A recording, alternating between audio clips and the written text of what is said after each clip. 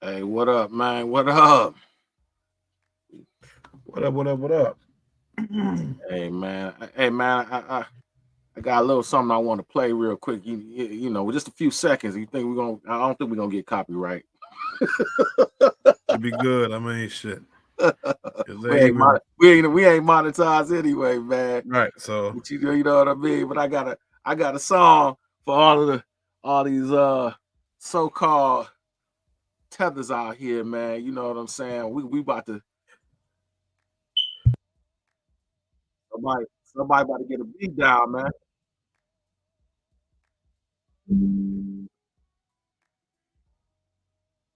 Classic. Punks jump up to get beat down, baby. That's what we doing today, man.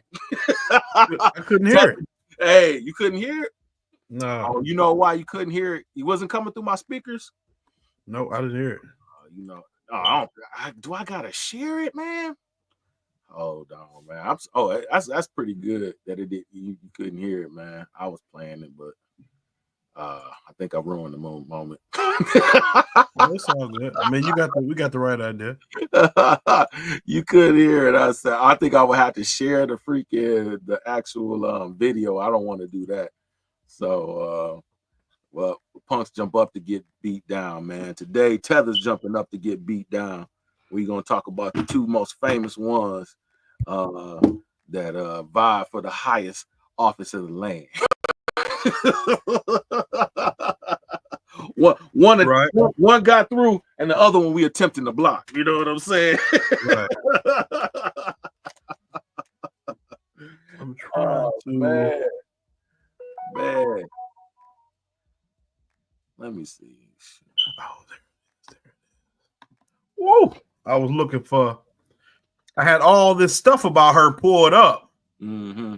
You know, I wanted to do a show about it, and I just keep putting it off. And obviously, I ain't gonna have forever. I need to do something eventually, but um, it's an NBC video. I couldn't remember where I had it up, so now I found it because I've been looking for it because relevant to our conversation today.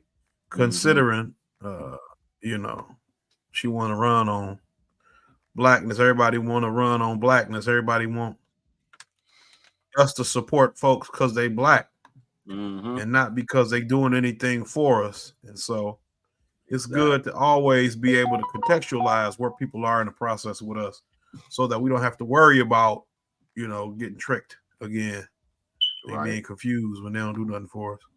So I find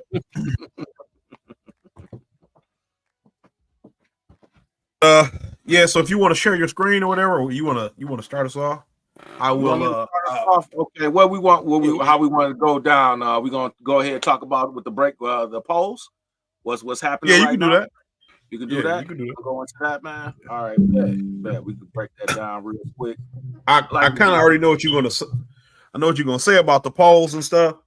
And I was looking at something on YouTube, but it was a link to a Twitter post, and it was saying something like, "Do you think the Democrats are really nervous or whatever about Kamala Harris or her chances? Do you really think they're nervous?" And it said she haven't been endorsed by any major union, or either the Teamsters haven't endorsed her. Just the Teamsters haven't, but the UAW did. It was some other things that were talking about. It was some other things that they talked about that were typical of her. Like normal Democrats, like normally Democrats get. That you would normally expect. Like I think the firefighter union, you know what I'm saying, the national one didn't endorse her or what have you. They didn't do they basically didn't do Trump or her. But normally, those unions back the Democrats, and the UAW leadership did, but most of the rank and file are pretty much Trump supporters for the most part. You know what I'm saying? So but that's why that was the reason why the Teamsters, you know what I'm saying? Like the Teamsters, like we're not going to go against our union. You know what I mean? The rank and file and endorse, either candidate, right? And I believe it was the president of the teams. He actually talked at the Republican National Convention. Yeah, he said he volunteered to speak at both. but the Democrats either rescinded their offer or because he did the RNC. Got it. Yeah, man. So yeah. Are you hearing my wife coming through? Can you? Yeah, but I mean, when I watch Alexander Mercouris and Alex Christoforou, man, I hear so much noise in Alexander's videos. It's dogs, it's kids in the background. It's like, look, as professional as their videos, as much views as their videos get, if they can do it, I can do it. I ain't worried about it. I didn't know because like you could. It was crazy because you couldn't hear the brand Nubian. You couldn't hear the brand Nubian, and literally the speaker is like right here. So I was just wondering, was it coming through or not? So they said the city of Chicago spent $80,000 to furnish and renovate the office of Brandon Johnson's wife, and so they got a picture of her up, and they go to the same barber. Oh man. Oh man, that's wild. But that's an interesting guy, bro. Yeah, that's an interesting guy, and I'm gonna say it that way to keep another example of black faces in high places ain't doing. You know what I'm saying? Ain't doing nothing. Oh yeah, well, man, that's the one. You see that one with that girl from Chicago? I mean, they was in the city hall. Oh yeah, when she was talking, the older lady, they was like, dreads. we about to turn Chicago red. I'm like, damn, okay. Bro, I'm like, wow. Look, you know it's I'm sure it's enough white people in Chicago that they can do that. Right. Like Illinois might flip. Illinois might flip. Because everything outside of Illinois, I mean, of Chicago is pretty much, conservative anyway. All that Southern Illinois, Central Illinois, you know what I'm saying? It's not where I mean, Lincoln was from Illinois, right? Wasn't he? Yeah. He was a rail splitter, right? Yep. Yeah, I'm like, wow, bro. She was going ham, man. But anyway, I guess we'll get to that. So let's break this down. I'm not gonna show all of this. But you know what I'm saying? I've really been liking this guy's coverage, race report, and he's been doing it like, shoot, this came out 6 hours ago. Even has let's look at the latest. Trump is officially back. He's once again the favorite to win the 2024 election. Momentum for Kamala Harris is starting to fizzle out, even as the Democratic National Convention begins today. Trump is on track to carry at least 270 electoral votes. Right. No, I must have clicked the wrong thing, bro. With the 2024 election less than a month. Trump is officially back. He's once again the favorite to win the 2024 election. Momentum for Kamala Harris is starting to fizzle out, even as the Democratic National Convention begins today. Trump is on track to carry at least 270 electoral votes in this left-leaning forecast. Just look at what the economists predicted in 2020. Joe Biden was supposed to win 356 electoral votes. In the end, he only won 306. And so in this video, we'll be taking a look at the 2024 electoral map based on the Economist's new state-by-state ratings. We'll begin by filling in the solid states. These are states that the Economist gives either candidate at least a 99% chance at winning. These are the traditionally solid Democratic and Republican states. For Kamala Harris, she is on track to win in Washington, California, Hawaii, as well as the 1st District of Maine, New York, Vermont, Massachusetts, Connecticut, Rhode Island, Maryland, and the District of Columbia, giving her just 137 electoral votes, with notable states being left out like Oregon, New Jersey, and Delaware. For Trump, however, he's going to easily win basically every single state. He's won by a solid margin in the last 2 elections. We have Utah, Wyoming, Idaho, Montana, North and South Dakota, the state of Nebraska as a whole, as well as its 3rd congressional district, Kansas, Oklahoma, Missouri, Arkansas, Louisiana, Mississippi, Alabama, Tennessee, Kentucky, West Virginia, and Indiana. This gives the former president 112 electoral votes. Trump was doing very well right before Biden dropped out. However, even as Harris has entered the race, and despite all the momentum she is supposedly getting, Trump is once again the favorite. And this is according to a forecast that gave Joe Biden a 97% chance at winning the 2020 election. Yes, he did end up winning, but he won it by the narrowest of margins possible. It was 3 states decided by less than half a percentage point that ended up giving him a victory. Just 44,000 voters in 3 states were the reason why Biden ended up on top. There's no way he had a 97% chance at actually winning. So we're now going to get into the likely states for both candidates. These are states where either Harris or Trump have between an 85 to 99% chance at winning. And for Donald Trump, we're going to begin with the 2 most obvious ones, the states of South Carolina and Alaska, 2 states that Trump is probably going to win by at least 15 points this November. However, the forecast, of course, with its left-leaning bias, is going to place them into the likely column. We also have the 1st district of Nebraska. There's no doubt Trump is going to win. And just like in South Carolina and Alaska, he is going to win that district by 15 points, just like he will also do so in the 2nd district of Maine. There's no way Maine is going to be anything but solid for Trump. He's been performing really well in the polling there after first flipping the district in 2016. We also have the states of Iowa and Ohio, 2 states Trump has absolutely transformed in his 8 years in politics. Just look at these states in 2012. They voted for Obama by 3 and 6. While just 4 years later, Trump wins Ohio by 8 and Iowa by 9, where we basically saw 15-point shifts in both of these states just because Trump was on the ballot. In 2020, he did the same thing again.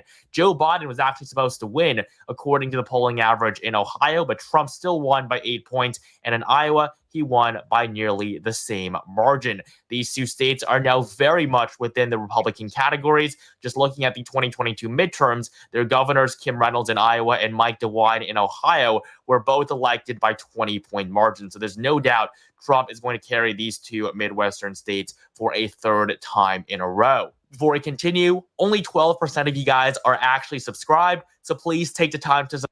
Joe Biden was supposed to win Florida by around 2 points, according to the polling average, but in the end, Trump actually expanded off of his 2016 margin. Florida has been shifting to the right for over a decade now, and it is firmly within the Republican column today. The state reelected its governor and one of its senators by 16 to 19-point margins in 2022, and Florida is no longer being mentioned as a swing state at all. I mean, just look back at 2012. Florida was the most competitive state in the entire election. In fact, it was the only tilt state on the map. But today, Florida is probably going to vote for Trump by a likely margin of at least 7 percentage points. Texas is also going to easily go to Donald Trump. He's going to win both of these states by 7 points, and he has nearly a 9 and 10 chance at winning in both. So a combined 7. That is just how bad of a position Democrats were in. We have the Commonwealth of Virginia, a state that is not as blue as it was 4 years ago when Joe Biden won it by 10 points. Today, Kamala Harris only has an 82% chance at winning. Yes, that's high, but Trump still has a 1 in 5 chance, and 1 in 5 odds really are not that low. And so Virginia is a state that probably could have gone to Trump if Joe Biden had stayed in the election. That is just how bad of a position Democrats were in.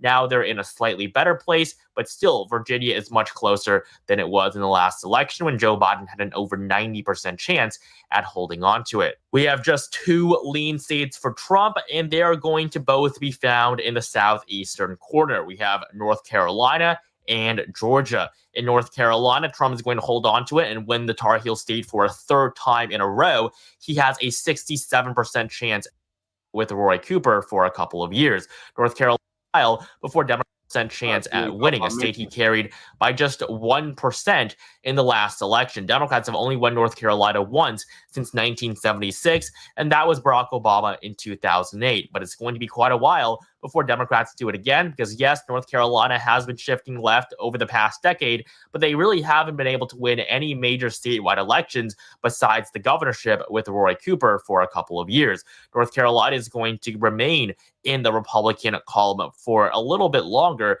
because of just how well Trump and the Republican Senate candidates have been doing in the state over the past few years.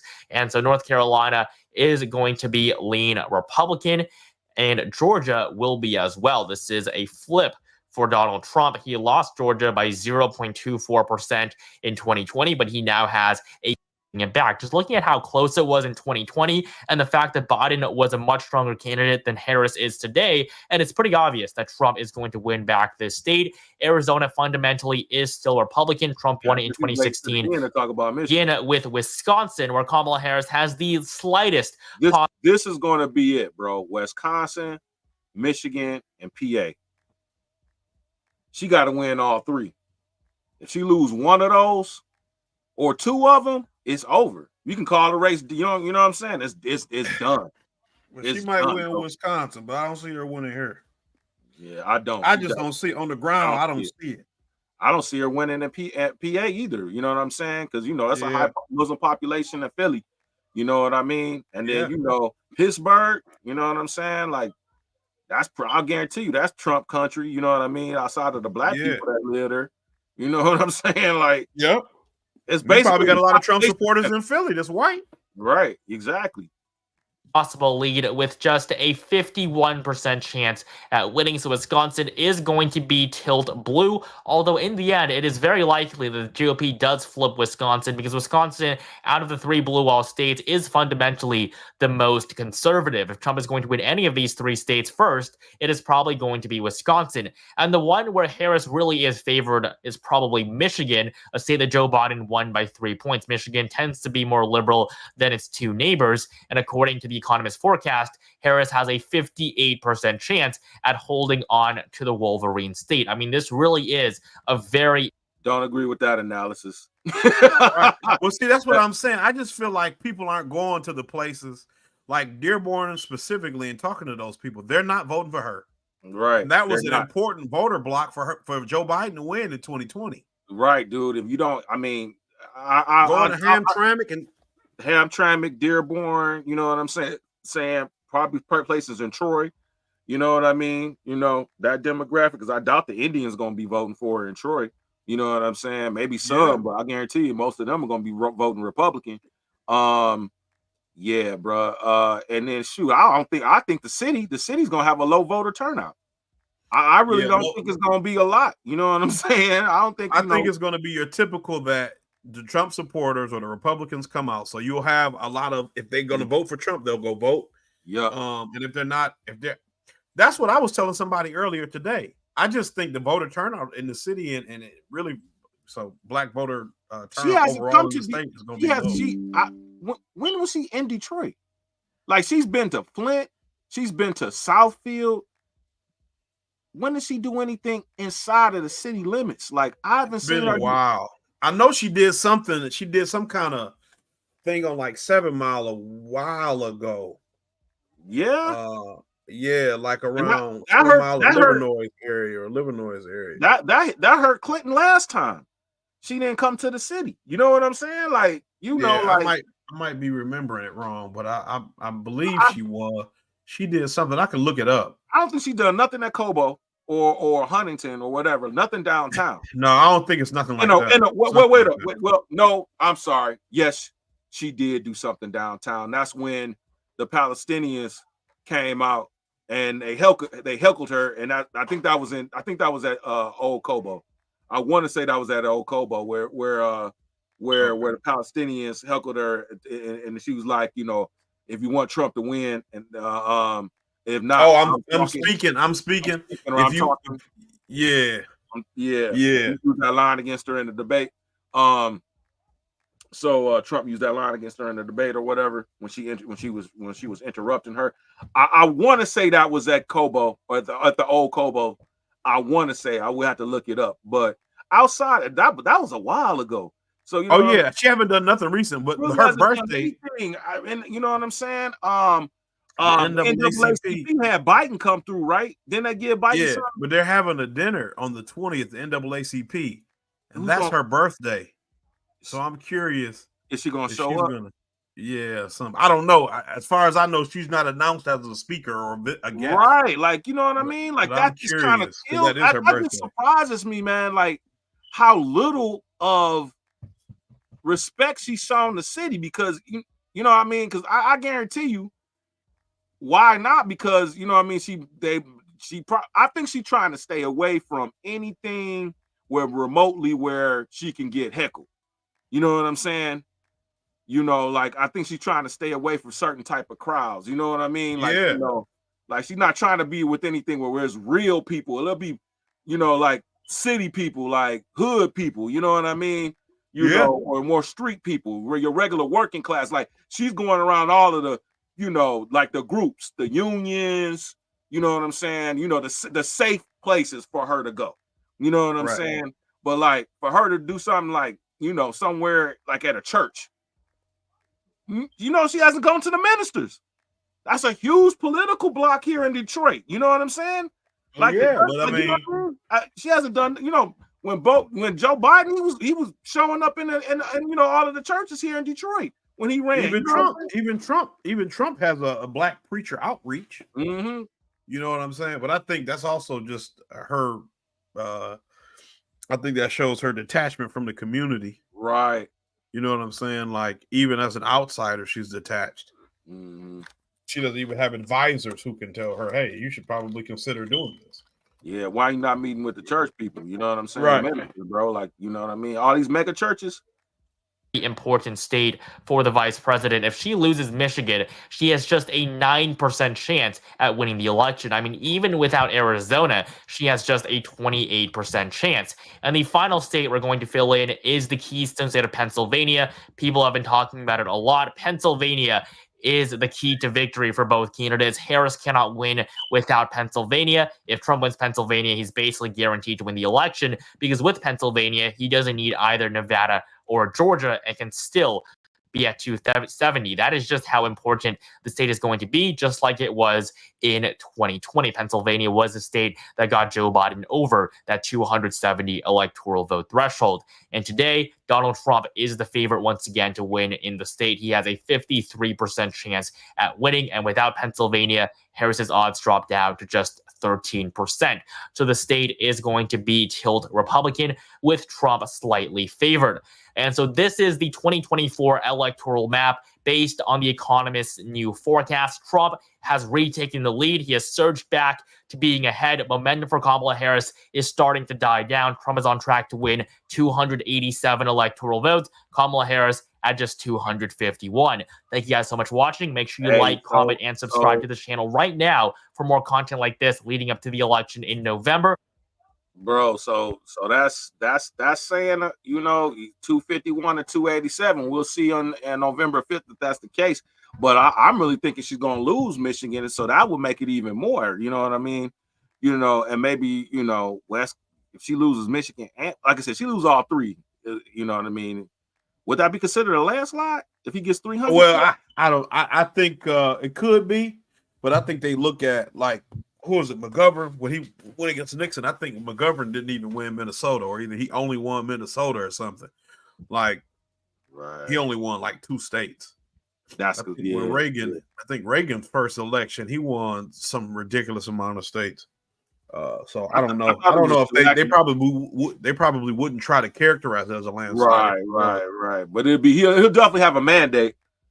But I think the thing too that a lot of people are discounting, and I think this is real, is how many people are going to vote for Trump who still don't feel comfortable to tell people they're voting for Trump. You know what I'm saying? Yeah. Even the people who say, he undervotes. That's what everyone's saying. Like, first and foremost, it's so close, so it's already in a margin of error. You know what I mean? Because the margin of error is 3%. And when, you know, in a lot of these states, you know what I'm saying, she's only winning by like 1%. Some of these states, she's only winning by 1%, less than that. So she's, you know what I'm saying, within the margin of error. On top of, you look at the fact that he underpolls. You know what I'm saying? So, you know, some places, like dude was saying, you know, 7, 8, 9%. You know what I mean? Compared to what they said previously and what happened. So, you know, he could actually be having a way higher lead there right now than what the polls are dictating. Yeah, like you just did. It's at the point for me where I feel like if a person says, you know, I don't know who I'm voting for, this late in the game, that they're leading Trump at the very least. Trump, yeah. And if a person says that they kind of like Trump, they're definitely voting for Trump. You know what I'm saying? Like anything, because he's such a toxic entity. that if you would even say anything, and I have that issue. We've already talked about that. That we're both looking at the Green Party. Right. I just trying to be objective and dispel some of the lies and the inconsistencies when people are talking about Trump. Because I mean, there are legitimate issues to have with Trump that you can come up with. But the Democratic Party won't talk about those because then it would implicate them too. So they have to make up all these caricatures of him being a fascist, even though they're a fascist organization as well, because they can't speak the truth, because the truth is, like I said, they're condemned by the same truth. So I mean, Obama just recently, are you going to cover the video with him admonishing black men? Yeah, black men. I got it. Right. You got the video, but in that speech, he called Trump a communist. He compared Trump or analogized Trump to Castro, and so did Mark Cuban. You know what I'm saying? Like, y'all coming up with like weird, analogies, like just like Trump saying Kamala Harris is a leftist when she's not. You know what I mean? I mean, it's on both sides. The whole Project 2025 shit, like that's a complete fucking, you know what I'm saying? Lie that Trump is behind that. Yes, he had people from his administration work on that document. Yes, but that's not his plan. His plan is, 47. You know what I'm saying? Right. You know what I'm saying? So like that's where he spells it out. Like for them to continuously repeat, rinse, wash, and repeat this whole 2025 boogeyman. You know what I mean? And all the things in it, and commercials and stuff like that. Like you are as bad as the Republicans when they come up with their crazy, smears and attacks against Democrats. You know what I'm saying? When they're nothing like that. To call Harris a freaking commie or a socialist or a Marxist, to me is to socialists and Marxists. You know what I'm saying? And that's the thing I tell people. Like, you can't look at the history, and that's what I think. Those words bog people down, and I think it's unhelpful in the long run, because what people are really trying to say is they're authoritarian, and anybody can be authoritarian. Right. You don't have authoritarian capitalist. You know what I'm saying? And I think that's what happened. Oh, like, that's not communism. I haven't done, extensive where I would consider myself like some expert on Marxism or whatever. But like, that's not communism.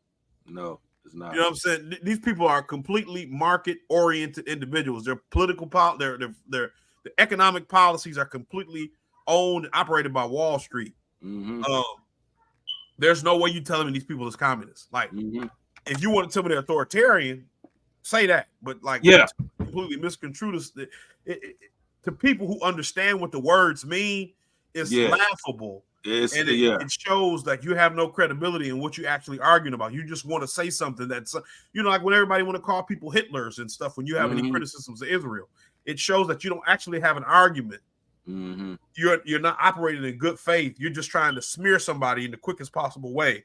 And this is one of the quickest ways to do it. So, it's all silliness to me. But yeah, I got that Obama video. I just got the one where he's in the campaign headquarters. I'll pull it up. And then we can check it out. I'm going to go ahead and just speak some truths, if you don't mind. Yes. Because my understanding, based on reports I'm getting from campaigns and communities, is that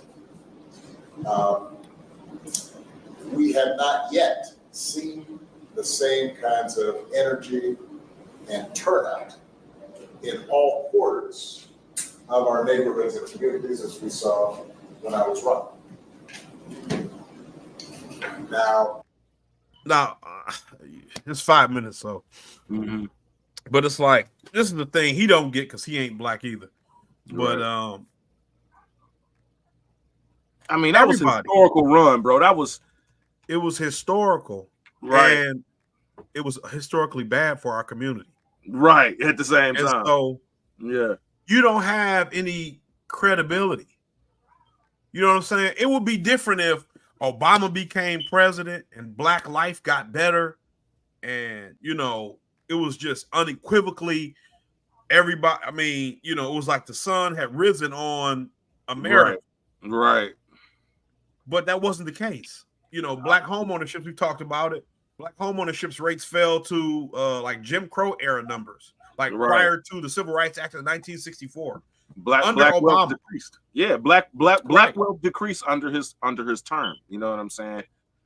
And so when you have a situation like that, where the quality of life of black people is worse as a result of having a quote unquote black president, like, why would we care for that to happen again? Like, you have some people who, and you know, like I said in the last show, I don't like to do ad hominems, but when they fit, I just have to, you know, forgive me. But we have people like who's have brain rot or whatever, and they'll just do whatever anybody says because they can't think critically for themselves. Then yeah, some of them people will support Barack Obama or even care to hear what he has to say. But like, literally, you had a super majority in Congress, could have passed any legislation you wanted to for 2 years and didn't. And he always tried to couch this whole thing in bipartisanship. And that was, you know, I was 20 when he won. So I'm just trying to, not having a full grasp of the political process. I'm sitting there thinking like, he's just trying to be overly cautious and overly conciliatory because he wants to show to America that he's trying his best. And he wants to prove that the Republicans are really the obstructionists who don't care. That ain't what it was. You know what I'm saying? Legitimately, it was just a matter of him being able to say, look, I tried, like all his little minions will say online. He only had a supermajority for like 9 months because Ted Kennedy died and blah, blah, blah. Did they replace Ted Kennedy with a Republican? You know what I'm saying? Right. And it was talking about somebody else, you know, got voted out. Like, they keep trying to make all these excuses about how he didn't have a supermajority. He's not the president. He's not the president just of Black America. He's the president of all America. You know what I'm saying? You know what I mean? Like, he ran away from all of it, man. Like, you know, like he knew what he was doing, bro. Like, you know what I'm saying? You know, today somebody made a good analysis. He ran on hope and change, and all he did was brought more of the same. Wall Street was bailed out. You know what I mean? You know, nobody Citigroup literally picked his cabinet. Right. You know what I'm saying? Yup, that, and you know what I mean? You know, Libya happened on his watch. You know, Syria happened on his watch. Somalia. You know? Huh? Bombing Somalia. Right. You know what I mean? He went from Bush was bombing 2 countries. Obama ended up, when we finished with him, he was bombing 5.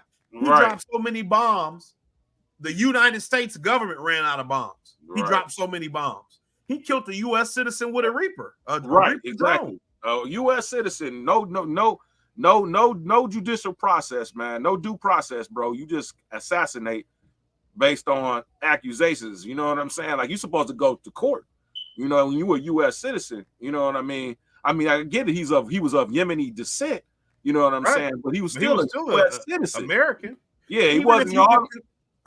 Even if you get accused of being a terrorist, you're supposed to be able to go to court as an American. As a court, exactly. You shouldn't have been considered I forgot what they used to call a combatant or something like that.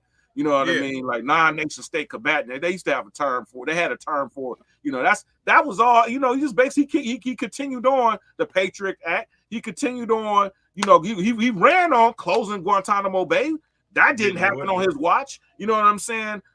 Torture and all that shit was still going on during his watch. You know what I mean? It's, you know, I was thoroughly like freaking, you know what I'm saying? You know, by the end, by 2016, dude, you know what I mean? Like, because I still voted for him in 2012. I had, you know what I'm saying? I still was for him or what have you. But then as more things kept coming out and out and out, you know what I mean? By the time it was for Clinton to come up, and of course, you know what I'm saying? It was like, you know, they just was gonna bless it. They was like, well, you know, she sat out her term. Well, she had to be forced to give Obama just straight out won. You know, because remember, she drugged that shit out for a long time, that damn primary. And there was a lot of funny stuff she tried to do during the primary. A lot of people said that it was the Clintons that was behind Trump and our birther shit. You know what I'm saying? Yeah. Nobody ever talks about that. They want to always just talk about he brought up the birther. He, you know, from my understanding, he was doing it on the behalf of the Clintons. You know what I mean?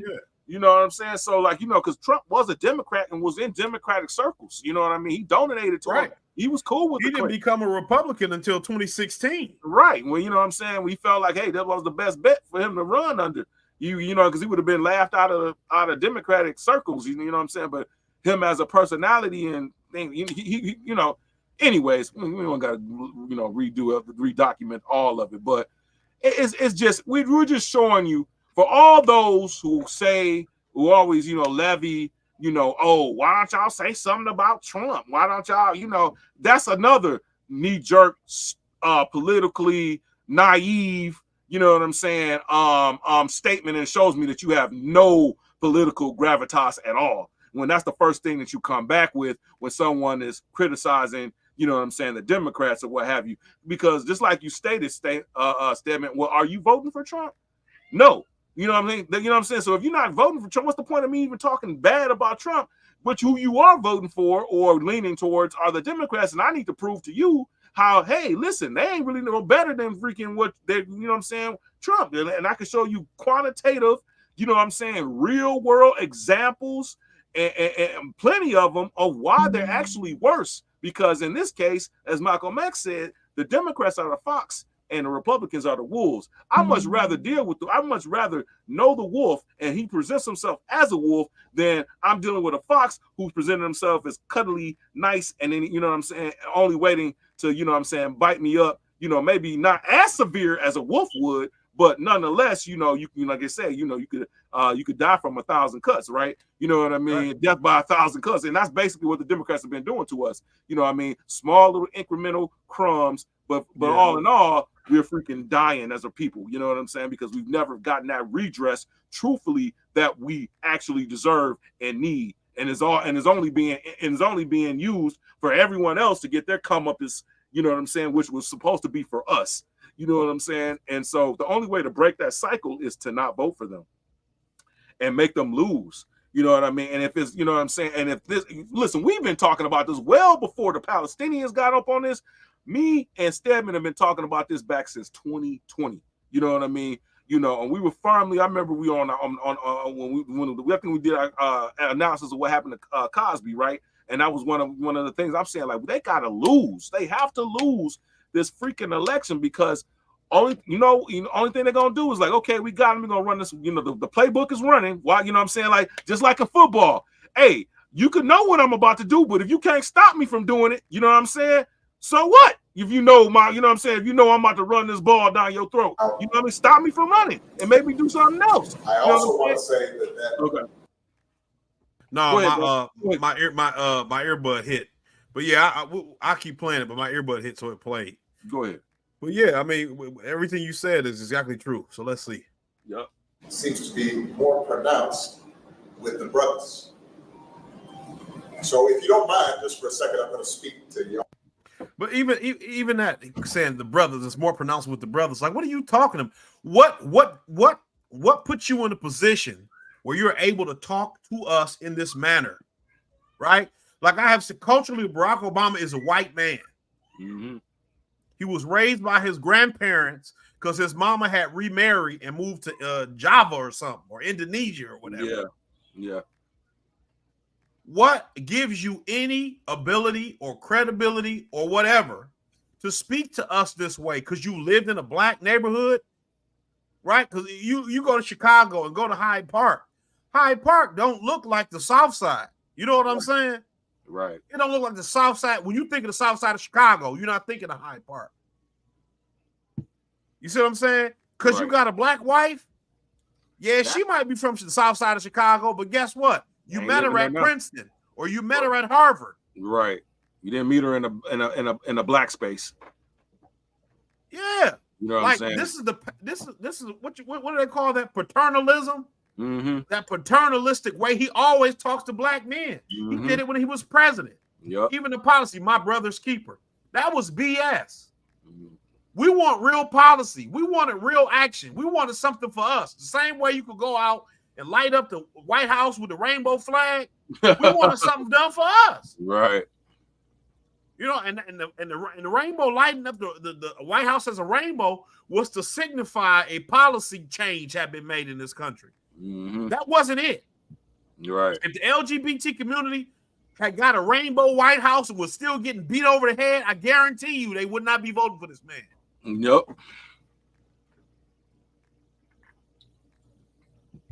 To y'all directly and say that when you have a choice that is this clear,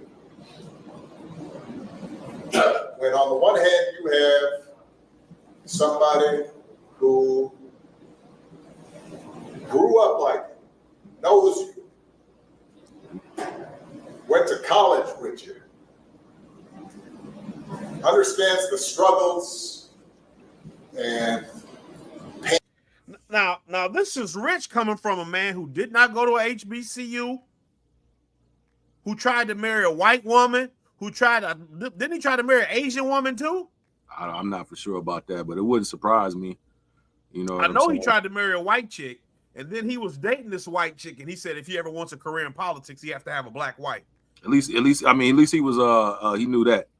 You know, but you know what I'm saying? But you know, but that's how the calculation of these type of people, her and him and Kamala, they the same person, but just she don't have the chops. You know, Obama is a political freaking savant. You know what I mean? He's a his knowledge, his ability to speak, his ability to to comprehend, is superb about about him, and that's how he rose as fast as he did. You know what I'm saying? Because people like Kamala and him, they've been wanting this since the time that they were probably, at least middle school. You know what I mean? That's what I was saying. I believe Kamala would have tried to be the prime minister of Canada if she had legal Canadian citizenship. Right. You know what I'm saying? Natural born Canadian, but she didn't have it. Right. Come back here. You're right. Exactly. Yeah, I agree with you. I thought that a lot. Like they knew their trajectory. They knew their trajectory, bro. And like I said, you make a calculated decision like that to say, oh yes, you know what I'm saying? I know. He had his heartbeat at least close enough to the ground to understand that like that's not gonna go over with black women. You know what I'm saying? Brothers ain't gonna really say as much, but he knew that, you know what I'm saying? But he knew that black women would never accept him, you know what I mean? Having a white wife or any other type of white, even another minority, you know what I'm saying? They wouldn't embrace him as much. I mean, who knows how he may even, you know what I'm saying, even phenotypically, the type of way Michelle looked, you know what I mean, versus like if he had gotten with like a what's our girl that's Damon Dash's cousin. Oh, Stacey Dash. Like a Stacey Dash. Like even if he like if he had Amber Rose or something. Or Amber Rose or Stacey Dash or you know what I'm saying, that type of black chick, you know what I mean? Like, nope, it would have been light skin privilege, you know what I'm saying? Like I guarantee you he calculated like I gotta get me phenotypically 100%, you know what I'm saying, sharecropper lineage type of black chick. You know what I'm saying? Like for real. See, and that's the thing. These people, like you're saying, they have like a psychopathic or sociopathic desire when it comes to curating their future plans that the average person don't. The average person just goes through life living. Even when we raise our kids, we might teach our kid, but you do what you feel passionate about. You do what you. These people are like psychopathically attached to their future prospects, and so even I rewound it a little bit, but even like what he's talking about, because he's talking about Kamala here, right, which none of this shit is true. Like absolutely none of it. Making a hard choice. She went to the same schools as you. She know you. No. That chick, you know what I'm saying? She don't know us at all. And that's proof by all the stuff that she's done. You know what I'm saying? She really don't know us. If like I said, when I was at Morehouse, a white guy graduated as a valedictorian my freshman year. So that's not a prerequisite that you got to be black to go to a HBCU. Exactly. That's not a prerequisite. Right. If anything, white people were the more likely to get financial aid. Right. Because they were a minority at the school. Mm-hmm.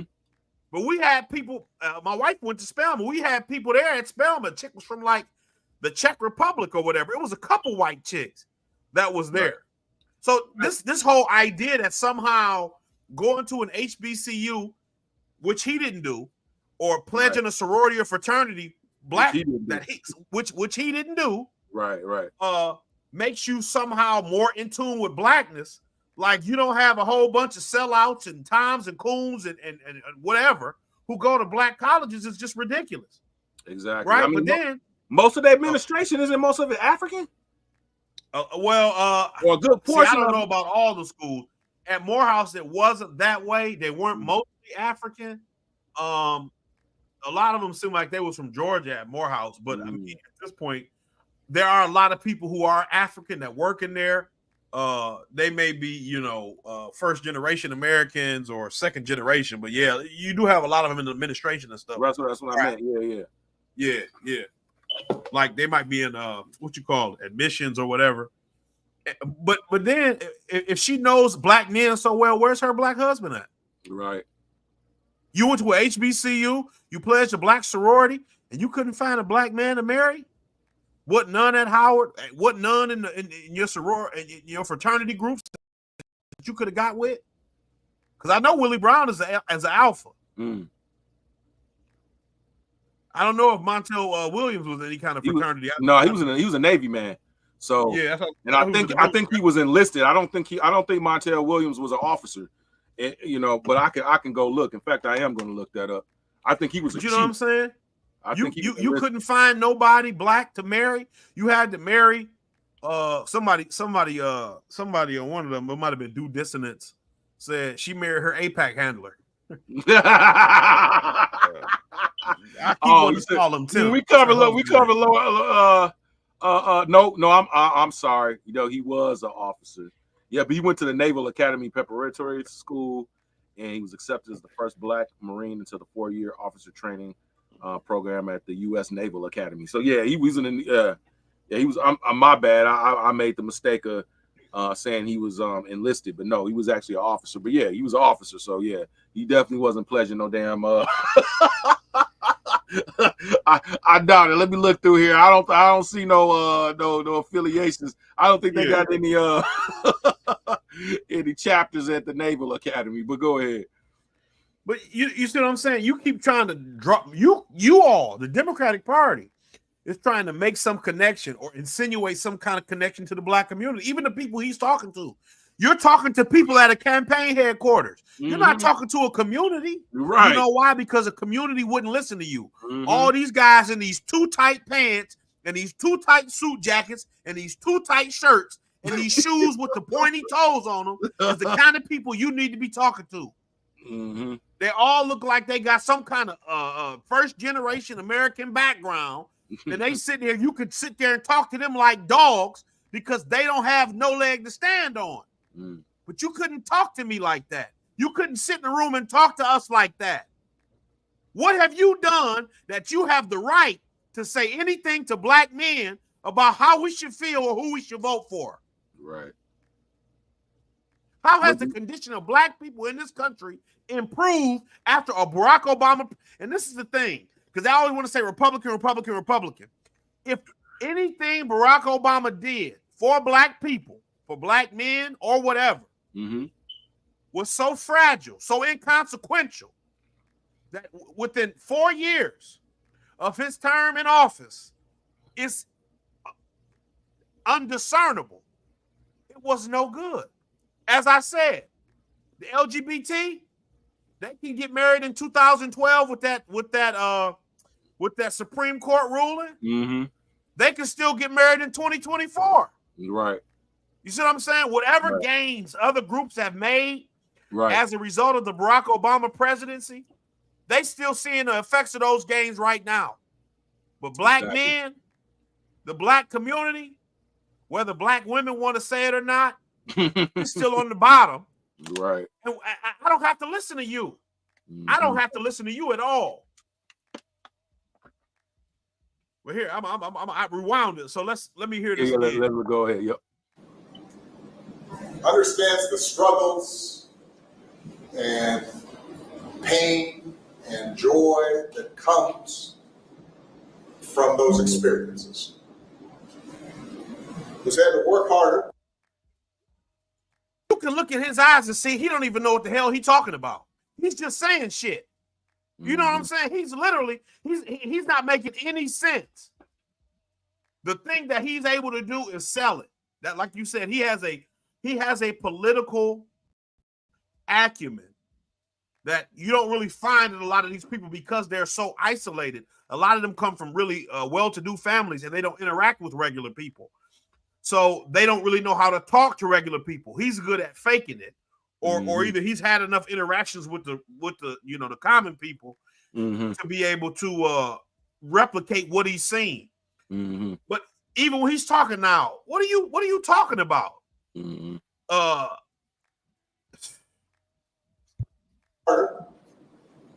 do more and overcome and achieves the second highest office in the land, and is putting forward concrete proposals to directly address the things that are vital in our neighborhoods and our communities, from housing to making sure that our mothers and our fathers and our grandparents can afford medicine. And achieve the second highest. You get selected for that shit. Like he did something. You get selected for that. You don't even have to be running in the presidential race to get selected as VP. JD Vance wasn't even fucking running in nothing. He just got selected. Ain't just pick. It's a popularity contest. You know what I'm saying? Or a calculation They literally contest. pick to see who's the best strategic option available. Right. They would achieve what? No, only one you could possibly say that achieved anything about her getting out being a VP is the Boule. The Boule pressured Biden enough to where he felt he had to be conciliatory toward black people because of South Carolina for what Clyburn did. Maybe he achieved some shit. Maybe he achieved that for her, but not her. Nobody, this chick dropped out of the presidential race before it even started. No one has cast a ballot for freaking Kamala freaking Harris, man. Nobody. Zero for a ballot for presidential primary. Nobody has. She didn't earn shit. What are you talking about? Achieve. No, you get selected for that. And that's a political calculation. The VP, and why? The VP don't do shit. And nothing. Besides ceremonial stuff. And then she was sidelined by Biden himself and people in his administration. And then the fact that she even agreed to, hold on, she was the one to term Jim Crow Joe. And I just told you how flipsy and floppy she is. When she, in the presidential debate, she was one of the hardest to come at him. You know what I'm saying? That just shows you that shit was just for show, because guess what? She was when the opportunity arose, she took it. Well, even Stephen Colbert asked her about that. Stephen Colbert interviewed her. You had a really fiery debate. How did how do you move on from that? And she was like, it was a debate. Ha! Like, just to basically say, I have no morals, I have no values or ethics. No principle. Nothing means anything so long as it helps me to move my career along. I don't care. Yeah, exactly. That's all it is. Exactly. If that means being, right of the Republicans to show that I'm the top cop, right? I'm the top this, and if that means putting my boot on black people's necks, so be it. I'm gonna create legislation that's prejudicial. You know what I mean, to black people, all to make a name for myself, to show that, you know what I'm saying? Hey, I don't play. You know what I mean? You can't give me that term. You can't, say that I'm soft and weak, and it don't matter because they doing it any goddamn way, even though it's not based on fact at all. You know what I'm saying? But this chick was willing to do damage, knew she was doing damage. You know what I'm saying? Knew all of the carnage that she was going to, lay in the wake of it, all for political gain. Like, bro, like to me, man, I'm sorry, she ain't no less calculated than Trump. Like, worse, because the shit that she did really fucked people over. You know what I'm saying? People, real lives was fucked up behind that. You know what I'm saying? And whenever y'all come back talking about Trump with the Central Park 5, you come back talking about his daddy was KKK and all of that, and was a part of the KKK. When all, like, bro, that's like surface level shit compared to like real people getting cases. If you've never been in the freaking court system and understand when you getting overly prosecuted or persecuted or prosecuted, you know what I'm saying? And you know what I'm saying? Your life is in the balance, bro. I've been there, so I fucking know, bro. You know what I'm saying? And I was getting overcharged for some shit, but it was like, hey, nigga, we gonna try to get you. You know what I'm saying? You know what I mean? And you know, bro, that's real. That's real people, real lives that you touching, real freedom. Taking, you know what I'm saying? Keeping motherfuckers locked up just so you can have a workforce. You know what I'm saying? Like that's diabolical. Nigga, that is slavery. Like what the fuck are you talking That's about? literally what it is. What the fuck are you talking about? Like the Supreme Court said you had unconstitutional overcrowding in prisons, and you say, well, we need them to fight fires and stuff, and you argue to keep them in. And that's the thing, man. People try to make excuses for her, you know, even with the death penalty, with that Kevin, like I said, I think his name was Kevin Cooper, where, you know, with the whole death penalty, oh, well, you know, the state supported the death penalty, because she argued like that somebody challenged California's death penalty, and she argued for it, and they tried to say, well, you know, it's because she, you know, her job as attorney general, she had to argue. No, you don't. You don't, because she did it when somebody was. She did it for like sex changes in prison. Right. She argued that the state didn't support it. She argued publicly that they should, and then she privately went either to the warden of the prison or to a judge and told him that they needed to provide the sex changes for prisoners. This was, she was attorney. So miss me with all that, trying to make excuses. Y'all just keep, every time there's a reason why they can't do nothing for black people, and a reason why they can always do something for everybody else. I'm tired of it. I'm done with it. If you can't start figuring a way to do something for us, we done. It's over with. It's finished. Yeah, that get along without us. Hey man, you know what I'm saying? Like, and like, portions of Black America are finally waking up to that.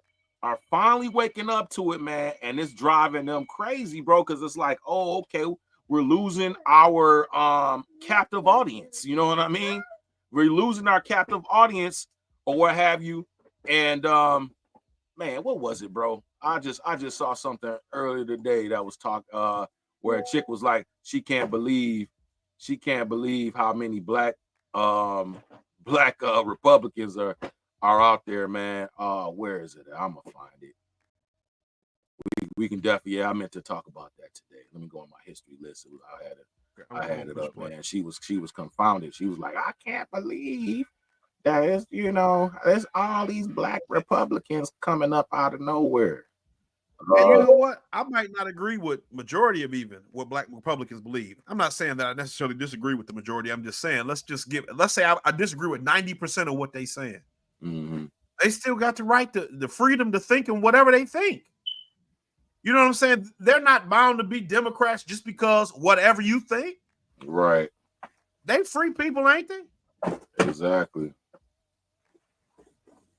Because truthfully, I don't support neither one of these parties. So how am I supposed to feel with you then, Democrat? Right.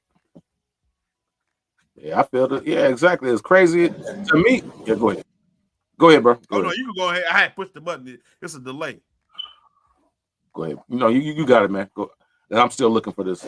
Making sure that we are dealing with prices that are too high and rents that are too high, and are committed to making sure that we maintain the Affordable Care Act. So everybody's got health care and cares about things like education and entrepreneurship in our neighborhoods. And that's on one side. And on the other side, you have someone who has consistently shown disregard, not just for the communities, but for you as a person. And you're thinking about sitting out? I'm not. But, you know, Cousin Pookie might be. And you're coming up with all kinds of reasons and excuses. Man. Yo, that's offensive as hell to me. I don't have no cousin Pookies. I don't know nobody named Pookie. The only Pookie I ever heard of was in New Jack City. Right, that's true. What I'm saying? I've never heard of that. Yeah. I've never met a person whose nickname was Pookie ever. Right, but he's reinforcing that stereotype himself. That, like, you know what I mean? You know, but everything. I'm sorry, but everything that he just stated, that he just said about Trump, you can apply to Kamala Harris, and even more so, is more diabolical. You know what I mean? And you know, that's the part that just trips me the hell out, is that everything you just said harming our communities. Like, honestly, that's why they never bring up specifics. They just say something. Whereas I can tell you, I believe that Kamala has harmed our community. And then I'll say, she did this as the DA. She did this as Attorney General. She did this. We can point to this. We can point to that. The comment, oh, I'm not only do something only specific for Black people. You know what I mean? It's so many different, Layla, come on now. There's so many different things that we can live. And notice, the only response that comes back from people from those who are, you know, vote blue no matter who. Well, why aren't you saying that about Trump? Like, that's the only, because you can't defend it. You can't defend it, bro. Like, when you literally put you know, really just slap dab, you know what I'm saying? There's nothing. You know, or what they say is just so comical. It's like it's not even on the same plane. Like, you know, like somebody had said to me in a Facebook comment, well, his what was it? His opportunity zones will hurt Black people. No, it didn't hurt Black people. Just Black people didn't benefit it from. But guess what? She just explained to you how she wasn't gonna do nothing specifically for Black people. That's the same shit to me. Right. You know what I mean? That's like the same race neutral or race. Right. You know what I mean? Even the whole opportunity economy. What's the like difference? You get off of that? You know what I'm saying? Like it's in the same lane. You know what I mean? You talking about quote unquote giving a tax rebate for small business, not making sure that there's money for people to go apply for a small business loan through the SBA, and we're going to increase the SBA's budget so we can give out and create and direct, you know what I'm saying, and help people create business plans, things of that nature. There's groups out here that do that. There's a group here in Detroit called Prosper Us that literally will train you for about almost a month or plus. You know what I'm saying? Teach you how to create your business plan. Make sure you get you connected to small business finance and the whole thing. You know what I mean? I don't hear that type of stuff at all. You're talking about you get a tax credit. Well, first and foremost, you got to have the money in the business. You have to get all out on your own, and then maybe you'll get a tax credit at the end of it once you, if you were able to get the funding to even get it off the ground to begin with. And she said, and guess what? That was for new businesses, not existing businesses, right? So there's already existing Black businesses, right? And we already know they have the least access to capital. You don't hear anything talking about, I'm going to make sure that there's capital going to established Black businesses, right? Is to make sure they're on the same level playing field with everybody else. I'm going to ensure that happens to the existing Black businesses here on the ground. You don't hear this shit because it's all make-believe and BS. You know what I'm saying? That's it. The $6,000 child credit. Guess what? I got it too. We wouldn't be eligible for that. She's 2. She's been here already. It's only for newborns. We wouldn't get that $6,000 tax credit. That's not gonna happen for her. Sorry. You know what I mean? So like when you start tearing into the shit, it's all smoke and mirrors. But y'all motherfuckers don't, you know what I'm saying? Y'all concrete. He just said that she had a concrete. A YouTuber here in this basement in Detroit was able to go through 2 of the 3 major points that she brings up. They don't tell you about, again, another thing they lie about. You know what I'm saying? Like I explained in a couple of other shows, like, no, guess what? The tax cuts, that was multiple tax brackets that received relief that got their taxes went down up until 2025, right? I myself benefited from that. I was getting less taken out of my check. Standard deduction went up. That means that when you do your adjusted gross income, that's what happened. You have your gross income, and then you could use the standard deduction, or you could choose the itemized. That depends. If you have more itemizations than a standard deduction. But most people don't have that many things to itemize, especially if you're not a small business or something to that effect, right? So most of the time, it's better just to use the standard deduction. That ends up getting your adjusted gross income. The lower that is, that's when you either you're gonna have a tax check come out, or you're gonna have to pay a tax check depending on how much taxes you pay throughout the year. You know what I'm saying? Whether or not the government took out too much or they took out too little. Okay. Well, when that standard deduction went up, guess what? Your adjusted gross income went down. That impacted everybody. Everybody got that. And that's gonna expire in 2025. So if you let that expire, what's gonna happen? Your tax liability is gonna fucking go up. But motherfuckers don't know shit, bro. They ain't fucking educated, and they sit up here and say all this dumb shit and don't know nothing. And then want to turn around and say that we don't fucking know what the fuck we talking about.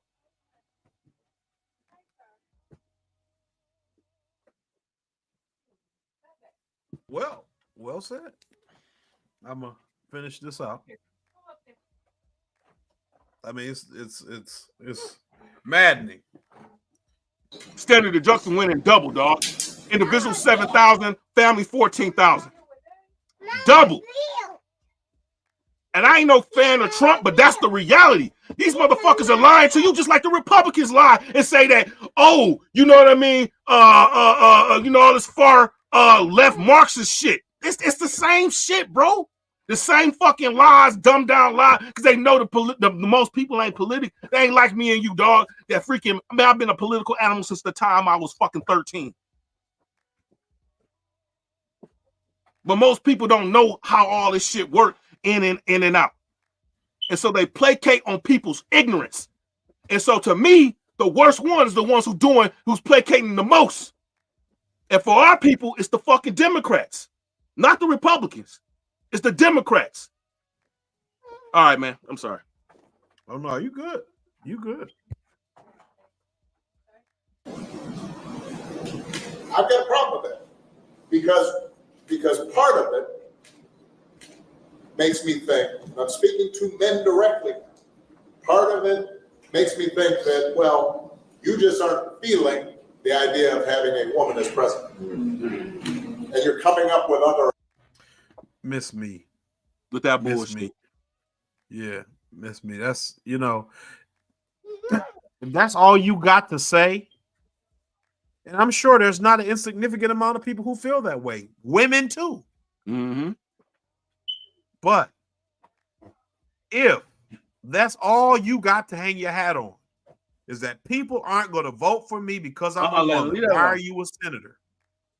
You telling me every man in San Francisco and in California loves women unequivocally? They love women. They're just paragons of equality and virtue. Men in California.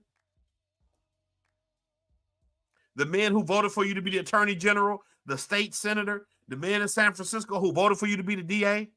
Why did people vote for you to be vice president? If men in America hate you so much, or they hate the idea of you as a woman having any political power, why did you just stay home and not run for office? This is the same way that Hillary Clinton did with all that Russiagate stuff. She was trying to cover the bases because ultimately they have to admit that they're losers as a people, and they ran a losing campaign where nobody actually supported what they were talking about. And Obama can't do that. That's why he's not taking any blame for the way his presidency played out. He had 8 years. Mm-hmm. He did nothing for black people, nothing measurable. Whenever you say, what did he do for black men? The only thing you ever hear is my brother's keeper. That's it. And to this day, I don't know what it was or what it was supposed to be. Was it a big brother, big sister program? What was it? Because I don't know. In fact, let me research, because I think they dismantled it, because I think it was being challenged over the fact that women weren't included, and I think it never even got off the ground. But go ahead, play it, bro, because we got a lot of other stuff to go, and We already other alternatives and other reasons for that. And I think anybody you are talking to in a barbershop, anybody you are talking to in your house, in your family, at church, who is coming with that kind of attitude, I think you have to ask them, well, how can that be? Because the women in our lives have been getting our backs this entire time. They've been raising us and working and having our backs. His mom is white, his grandma is white. When we get in trouble and the system's not working for us, they're the ones who are out there marching and protesting. And so now when a system that he didn't correct, Trayvon Martin murdered under his presidency, Mike Brown murdered under his presidency, Alton Sterling, if I'm not mistaken, murdered under his presidency. Oh yeah, all of them. Eric Garner murdered under his presidency. Okay, so marching for us in a system that you didn't correct as president, in a system where you signed the Blue Lives Matter bill, in a system where you had the National Guard come out and harass protesters. Freddie Gray in Baltimore was under his presidency. Okay, I don't want to hear that. Raynisha McBride, now that wasn't a police officer. If I'm not mistaken, that was here in Dearborn. That girl who, remember, she had like her tire went flat and she knocked on her neighbor's door. Yeah. She was she knocked on somebody's door. Yeah, because I think it was she was Inkster, right? Yeah, I believe so. I believe, she was trying to get some help, and they shot her through the door. The guy shot her through the door, right? So don't talk to me about marching in the street, because again, if you had seen, if you had even had if it had been insinuated that somebody from an LGBT community had been killed, especially white, with any type of a frequency like what you saw or what you continue to see or what is insinuated to happen with the black community, that would have stopped. There would have been made a special group, because that Groove nightclub shooting happened. And they was trying to make that a hate crime. Then it came out the dude might have been in the closet or something. So, but this is what I'm trying to say. He's full of hot air. This is why the name of this channel, the name of this episode is what it is. Because F them both. And I'm trying to be polite.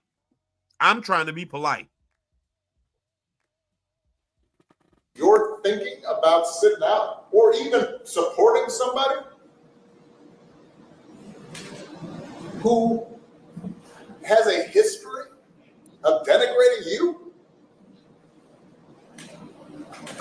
because you think that's a sign of strength, because that's what being a man is, putting women down. I'm going to just be 100% honest. It's only a couple seconds left. No man in that room looks like they have any clue about what the average man thinks a man looks like. I didn't even know they made legging trousers, but every man in here looks like he's wearing a legging suit or leggings trousers. Okay. But this is the kind of, like I said, paternalistic talk that we got out of him for 8 years as president. No help, no change, no hope, but paternalism. The banks got bailed out. The companies got bailed out. The rich and wealthy got taken care of. And black people lost. We lost ground. We lost homes under this man. And he comes out every so often to wag his finger at us and tell us he's not happy. Like that mean anything to me. And get in line. Get in line. Y'all niggas. Everybody in this room, have a certain faint, they give a faint aura of zestiness, which I think, it just, they take this. They take this kind of talk. This is why men don't go to church. This is why you lose men on the Democratic Party, because you talk to black men like they're your children, like we're supposed to be your pack animals, like we don't have self-determination and autonomy. And that's not how it works. Right. I go to work every day hard to support my family. I'm not going to be talked to by a man who don't have nothing to do with over here. You ain't paying no bills over here. You're not making nothing better. You didn't for the 8 years you were. I keep saying 4 because it was so such a blur of uselessness that it might as well have been. But for the 8 years that I was here, that you was there, you did nothing for Detroit, for Inkster, for black people in Michigan. When you went to Flint, you drunk that water. You didn't fix them pipes. You didn't bail out Detroit. Detroit needed 18 million, and you gave Israel 18 billion, and you gave Israel 30 billion over 10 years. Okay, I don't want to hear it.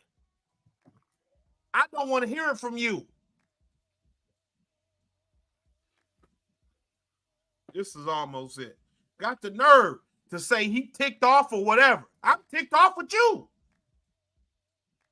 The only consolation I have is in knowing I didn't vote for you. That's the only thing I got. And at the end of the day, that don't bring me no pleasure because you didn't do nothing either way.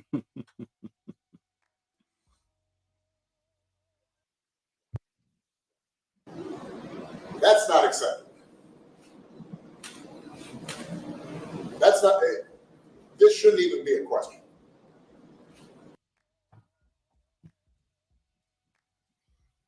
Yeah, man. Since I did find out, so the program is in existence, but I found a good paper, bro. This was written a year after the program. So he created my brother's keeper as a result of what happened to Trayvon Martin. Right. And entire window. I'm sorry, entire screen, first screen, audio. I'm gonna tell you how quickly I knew he was full of BS. I'm gonna tell you. I knew how quickly he was full of BS. Remember when Skip Gates was coming back from China? Yeah. And he was trying to get into his house. Right. And he was in Cambridge, Massachusetts, and somebody called the police on him. Yeah. And he showed him his ID and he still got arrested. Obama invited him to the White House to have a beer. Right. I didn't vote for him, but that's how I know he was full of BS and it wasn't going. His presidency wasn't going to amount to nothing. That's what I knew, and that couldn't have been if he got that was in the summertime. He got elected in January, and that happened in the spring or the summertime of the first year. That's how I knew he was full of it. Mm-hmm. So here's here. There are so this was written. This is a paper that was written. Is this the Brookings Institute? As it says Brookings, I don't know. But this was written by Frederick C. Harris. Was a non-resident senior fellow. It was written back in 2015, October 29th of 20. Shit, going on 9 years ago. There are deep structural issues that continue to plague poor and working class minority youth in America, writes Frederick C. Harris in a new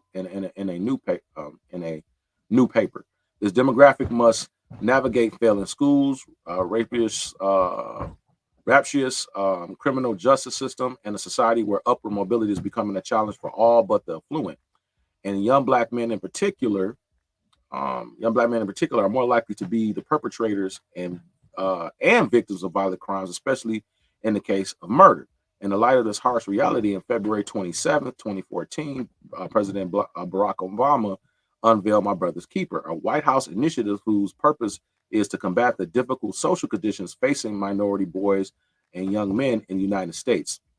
And so think about this, you know what I mean? Which, on the surface that would be good, but mind you, this was literally the White House's answer to Trayvon Martin, which happened in 2012.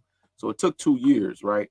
So instead of coming down on the police, and to be fair, they did do that in Ferguson, right?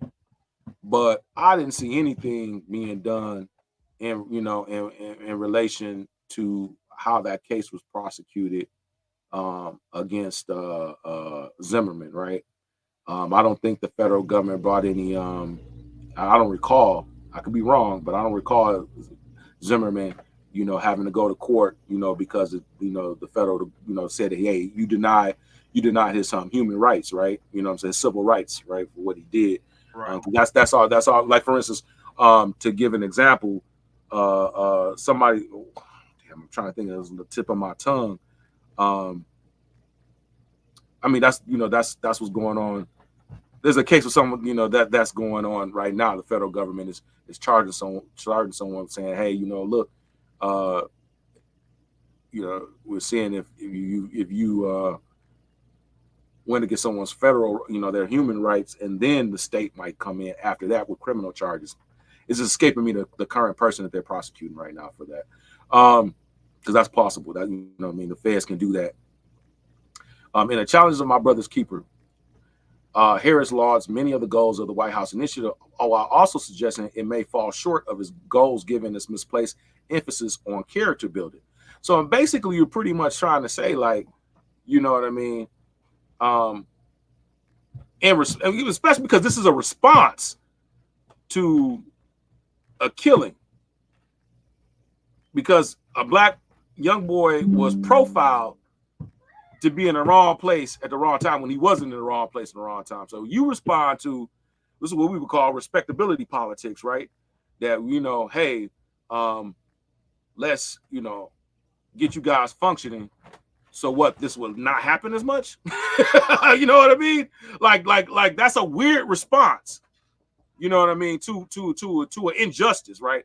But human capital development, behavior altering strategies will not succeed, Harris argues, unless policies are put in place which dismantle the marginalization of poor and working class minority youth. In fact, says Harris, much of the rhetoric about personal responsibility touted by the President Obama at events, including the unveiling of my Brother's Keeper initiative, does not match reality and only reinforces existing stereotypes about black men, particularly as fathers. Truly overcoming the marginalization of minority youth will require intense public engagement as well as a change in rhetoric, says Harris. He makes several policy recommendations. While marriage has been promoted as a solution to the crisis of black male youth, the focus should be on creating policies that support poor and working class unmarried parents who lack the financial resources affluent families have to provide for their children. Expand educational opportunities for prisoners and ex-offenders and break down barriers that will prevent ex-offenders from successfully obtaining employment. Invigorate the dormant state commissions on the status of black males and collaborate with commissions that are already engaged. Many of the policy changes that my brother keepers hopes to address will have to be tackled on the local and state level. Harris concludes that if my brother's keepers' modest targeted investments remain the same, existing laws and practices that perpetrate the conditions that poor and working class minority youth face will end up counteracting the good works that the initiative is trying to accomplish. So it's not that long, but yeah. So basically, it's like, listen, we're not addressing a lot of these causes. So he has to have a little, something for black males to, like you said. Like you said, what was it? You know what I mean? A program that's meant to be. Well, I guess we can't look at it directly, right? But in essence, it's pretty much like a mentorship program, right? And it was voluntary. This is not. I don't know how much government money, you know what I'm saying, was put into this. What real assets? Like, this is easy to do instead of the hard work. You know what I mean? That requires money. And ML King brought that up. He was like, look, the civil rights stuff, they just had to pass laws. That really didn't cost any money. You know what I mean? But when we started talking about reparations and changing how, the economy, is functioning under this current state of capitalism, right? That's when everybody, Lyndon B. Johnson, all of them got scared and upset. You know what I mean? Because that's going to require real change, real political will, not just, strike of a pen of taking down some racist laws, right? Right. You know what I mean? And in essence, that's all we get from the Democrats is, platitudes. Like, for instance, we can, instead of reparations, we got Juneteenth. That's just another example of what we were talking about. How, you can make a holiday, or you can come up with some sort of, mentorship program that's probably going to be privately funded, no real true resources. You can't be accused by the left, because see, the problem with the Democrats, they always, first and foremost, they've lost the white working class, and they've always tried to get them back in some form or fashion. So they are never going to do anything, because they know they lost them when Lyndon B. Johnson signed those string of civil rights bills. Pretty much the white working class base at that point in time, start exiting out of the Democratic Party, you know what I mean, in rapid form, right? And continue to do so all the way into the 70s, 80s, 90s, until what we got today. That's when Clinton comes around, you know what I mean? And basically the Democrats try to outdo the Republicans, right? And being Republicans. They try to be they try to outdo the center right. And they try to outdo the right and the far right, you know what I mean? In every type of way, right? It was the Republicans like Newt Gingrich and all of them that made liberal a bad word. You know what I'm saying? And so they try to do everything outside of that. They, you saying we're socialists and we're communists, you know what I mean? They're gonna be the most business friendly, you know what I mean, capitalist friendly, big donor friendly, type of party. And in essence, they sell out their main constituents.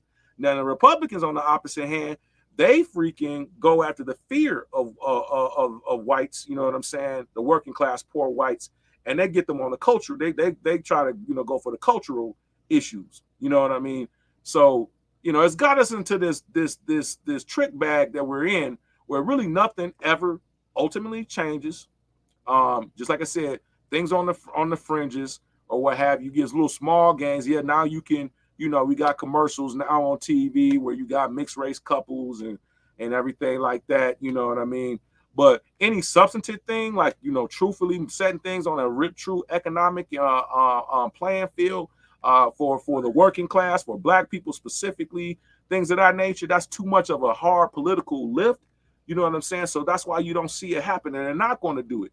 They're not going to talk anything specific. You know what I mean? Because it's not within that's not what they want to do. You know what I mean? They'll do some cultural stuff, talk about abortion, blah, blah, blah, this, feel good stuff that really doesn't really, take a lot of money to do or have to do a lot, like I said, a lot of political will to do. That's fine. But the stuff that's hard, man, they ain't touching it, man. They not going to touch it, bro. You know what I mean? So go ahead, Steve. I know I done been on the bully pulpit for a little while. Okay. Well, I wanted to bring this clip up just to juxtapose. Right. Everybody knows this from the grill. It's a 2-minute clip. I'm not even going to interject in this because we've all seen it. So just for the sake of playing it, then I'm going to show you the one from the debate. Mm-hmm. The response she gave to this question at the debate. It's an NBC video.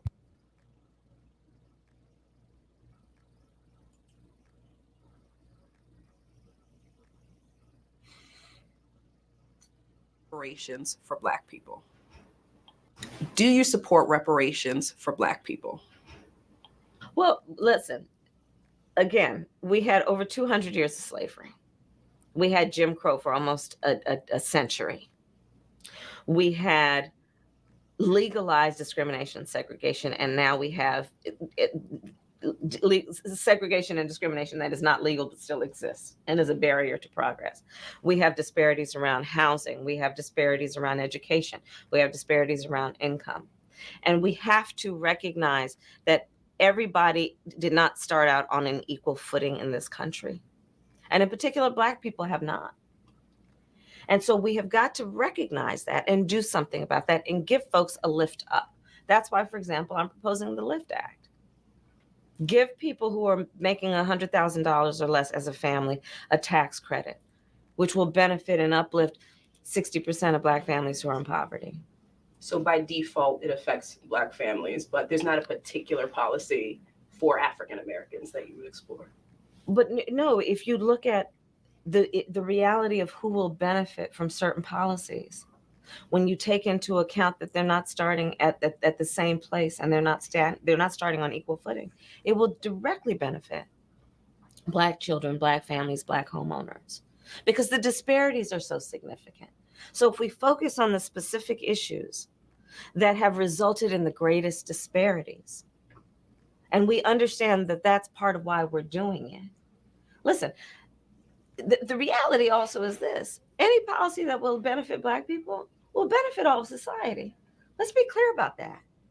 Let's really be clear about that. So I'm not going to sit here and say I'm going to do something that's only going to benefit Black people.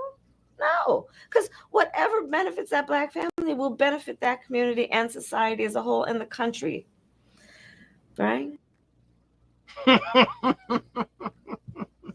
It took a lot out of me. It took a lot for me not to interject. Because everything is just an opportunity campaign for her. You know, nothing specific. And I give her, I forget her name. I forget her name, but I give her credit because she pushed back. She said, so nothing by default. And Kamala Harris want to give you a Black History lecture. We didn't ask you that. She didn't have that. I grew up in the middle class. Middle class, yet. right? Yeah, she didn't have that one yet. Was 2020. She didn't have that talking point, so that's why she didn't say it. But we didn't ask you to tell us why we deserve reparations. We asked you to tell us if you supported doing it or not. We know what went on. We know what went on. My people was the ones who it happened to. Right. Your people was in India and Jamaica during Jim Crow and during slavery, during the GI Bill. You didn't get over here until the 60s. Right. If anything, you are an anchor baby.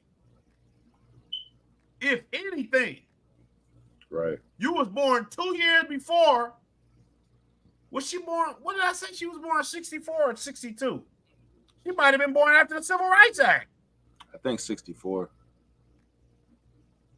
And she was born in October. So depending on when that was signed, she might have been born after the Civil Rights Act was passed. So you don't have any skin in the game at all. You have literally come to this country and benefited. October 20th, 1964. Let's look at when the Civil Rights Act was passed.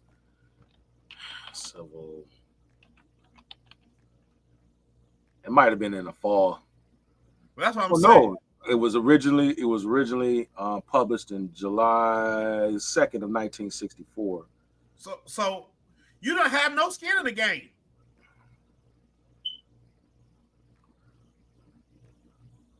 My parents' birth certificate say Negro on it. You know what I'm saying? He signed it. He signed it into law on June 10th of 1964. Now that's that's counter. Hold on. He signed it was published on the 20. Okay, I get it. So it was signed into law by Lyndon B. Johnson after a 60-day Senate debate. So yeah, June 2nd, and it was published on June 10th, and it was published on July 2nd. And she was born in October of that year.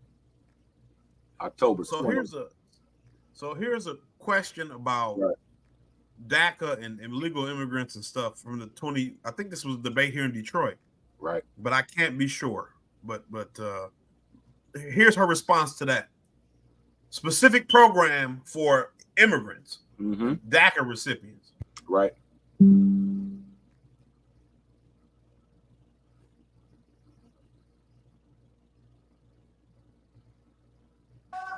Last month, more than 130,000 migrants were apprehended at the southern border. Many of them are being detained, including small children, in private detention centers in Florida and throughout our country. Most of the candidates on this stage say the conditions at these facilities are abhorrent. On January 20th, 2021, if you are president, what specifically would you do with the thousands of people who try to reach the United States every day and want a better life through asylum?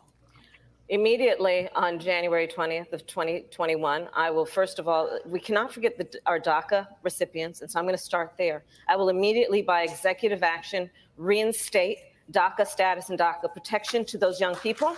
I will further extend protection for deferral of deportation for their parents and for veterans who we have so many who are undocumented and have served our country and fought for our democracy.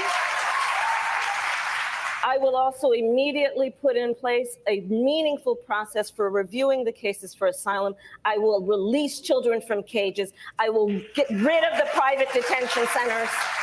And I will ensure that this microphone that the President of the United States holds in her hand is used in a way that is about reflecting the values of our country and not about locking children up, separating them from their parents. And I have to just say that we have to think about this issue in terms of real people.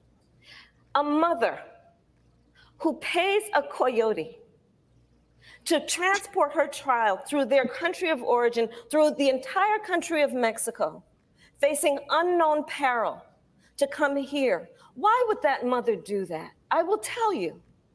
Because she has decided for that child to remain where they are is worse. But what does Donald Trump do? He says, go back to where you came from. That is not reflective of our America and our values, and it's got to end. So with that being said, before we even go, and guess what? When Biden and Harris became the president, we talked about it last, became the administration. Obviously, her VP and him president. What did they do? They made sure they didn't go back. Like I said, they changed the policy on ER, right? Immediate. I'm sorry. I forgot what the E stood for. Express. You know what I'm saying? Repudiation or whatever it was, and the notice to appear released on your own reconnaissance. They did exactly what she said, and then act like, oh, and then you know what I'm saying? We didn't do nothing. You know what I mean? That's why they came, and that's why they're in the country, because you changed the policy on how they were, and now you don't want to claim, because it's a sour issue, you don't want to own it. Like y'all changed how they were treated. And look how clearly and full-throatedly she has this policy. Yeah. When it comes to us, I'm not doing anything on it. How does this benefit the rest of Americans who ain't illegal? How does this benefit any of us who people ain't illegal? Right. Not DACA recipients. This don't even benefit other immigrants who not illegal. Right. The thousands of people who come to the border. I'm gonna do this, I'm gonna do this, I'm gonna do this. When it comes to black people who built the country for free, beat up, couldn't take advantage of policies that we were entitled to as tax-paying full members of this country, like the GI Bill, our neighborhoods have been redlined so that our home values was trash. And you don't have no answer. I can't do anything just for black people, but you can help illegal immigrants come over here. You got a whole list of things that you can do through executive action. So you talk about not even involving Congress. And then I just have to say this, because I forget, it was so many people in the first Democratic debates in 2020 that they had like 2 debates. You remember? Yeah. How did she didn't even do good in that debate with that crowd that she had. Kristen Gillibrand, I can't remember if Eric Swalwell, Joe Biden, Bernie Sanders, like you were so bad. Mayor Pete, you couldn't, Dean Phillips or whatever, that Michael Bloomberg, like that's how terrible she was. She dropped out before Iowa. And now you about to be president, and everybody want to act surprised. Don't nobody like her, right? You couldn't bring Kristen Gillibrand and Amy Klobuchar. You know what I'm saying? If you could bring up on screen, man, because we want to keep it rolling. What I got, so going back to my brother's keeper, right? I wanted to be fair and cover what their mission was, and so on and so forth. But it's going to illustrate everything. So the mission is we believe communities are the unit of change to realize improved life outcome for boys, young men of color. Research shows that collective work of community leaders, members, public and private agencies pursuing the same goal for boys and young men of color can lead to sustainable place-based change, or what have you. They talk about their approach, but here I want to get into their program. So I look at the programs, right? And now, mind you, remember we thought that this was in response to Trayvon Martin. Programs and scholarships, right? They have a girls' opportunity alliance because I guess they had to make it balanced, right? You know what I mean? Leaders program. Look who's being featured, bro. Look who's being Obama Foundation Leaders Program. Look, like Trayvon Martin got killed, man. George Floyd. The lady in the middle of Kenya. Yeah, you use blackmail death. Look at this. Africa, Asia Pacific, Europe, United States. All off, remind you, this came as no black man been shown since the Chicago Bulls guy at the park playing basketball. Right. Look at this, bro. Obama Foundation scholars. Okay, here's another one. That haircut, that tells me something. Mixed race at the very minimum. Look at this. Meet the 2 and 24 scholars, bro. Be somebody with a Negro American name. I haven't seen a freedman quite yet. I haven't seen Jason Coleman. Now that's what be Caribbean. That's but look how far down. 1 row, 2 row, 3 rows. We get the first one. Look at this. Look at this, bro. She might be Freeman, maybe. Oh no, not with that last name. Shoshana. Not with the first name Shoshana. Shoshana, yeah. Unless she was African. adopted. Yeah, she was African. Look at this shit, man. You got more Hispanics on here than you got black people. Look at this shit, man. Well, hey, you was fair. You was fair. Hey, bro. You know what I'm saying? So we seeing who benefited from it. That's all from Trayvon Martin, man. Both of his parents were, you know what I'm saying, a freedman. Mama and daddy. You know, he was mixed or something like that. You know what I mean? But this is what happens, bro. And you know what I'm saying? You know, I wanted to, you know, anyways, we're gonna go into what Lord Jamar says, man. He was on the Godfrey show, and they got into talking about why Lord Jamar would not be voting for Kamala Harris. Let's let me know if you can hear the audio. And when we say black, we mean American black, right? Like living the American experience, the cultural experience. American cultural experience. Mm-hmm. And I'm sorry, she's first generation from people that were, some of her Jamaican, Caribbean people owned slaves and all this type of shit. She had servants. I gotta. This one lady that she's pretending to be her fucking grandma. And we covered this, but hey, I'm gonna, you know, hey, full disclosure. Jamar drink. Lord Jamar was he was lit. Mother may have been a servant in her own fucking home, and she's passing her off as her grandmother. Oof. That's some foul shit. Oof. You gotta go on, push back on it. So here's the thing. It's just like when people say Africans, and then we always got this, bro. You know what I'm saying? But I love Lord. Huh? Who is that guy? He's that's all I'm listening to. He's a comedian, I believe. But the only joke is himself.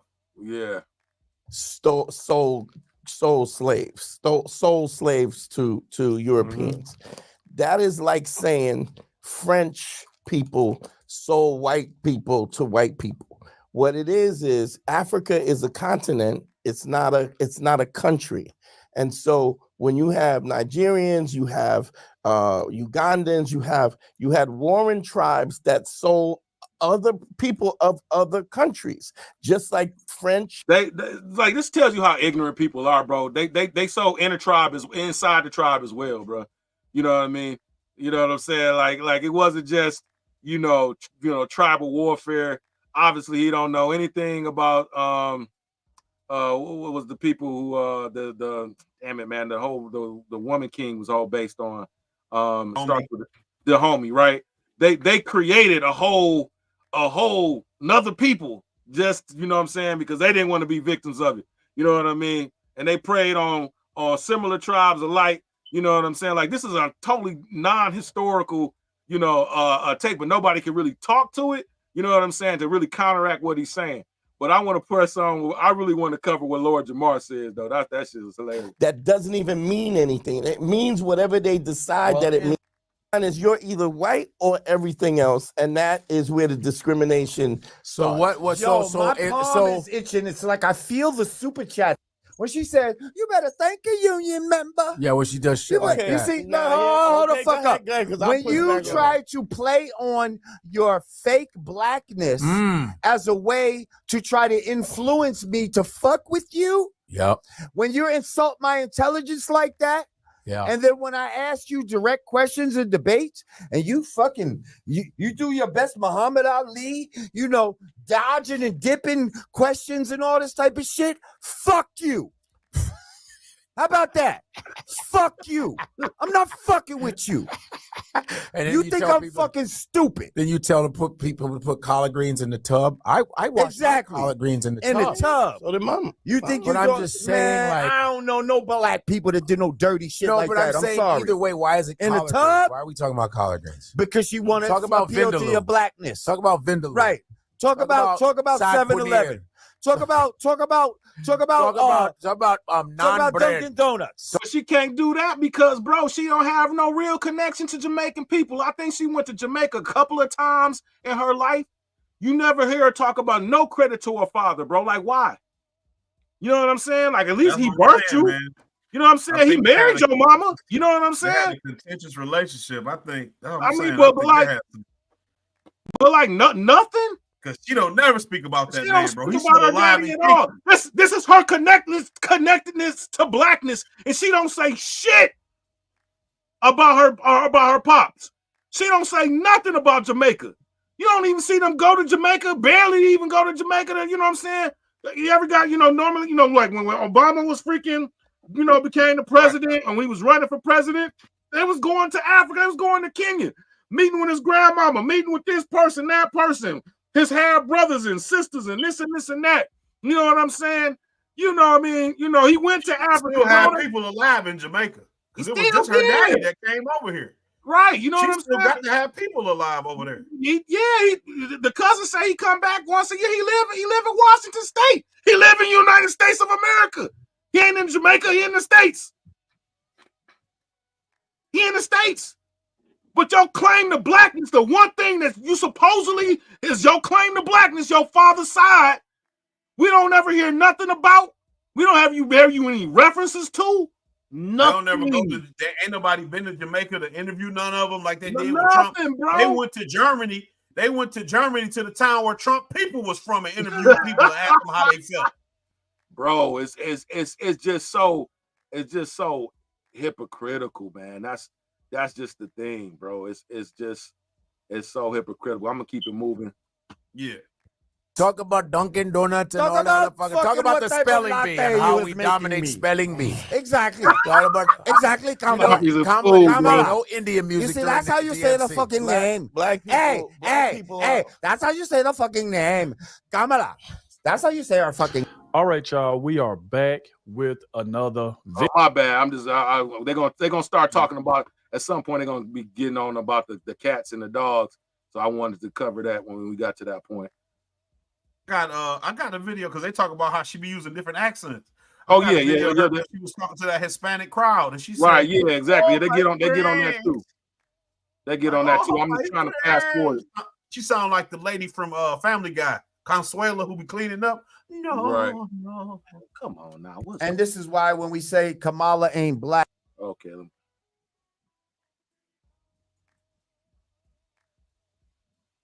Now my internet is acting funny. Hey, see, I tell you, bro, they don't want us to be successful. They don't want us to be successful, I'm gonna be honest with you, man. I've been noticing lately, dog. Like even when I make my post on Facebook, I told you like they slowing up. Like when I make the post, my video post and everything, I think they looking at my shit before I put it up.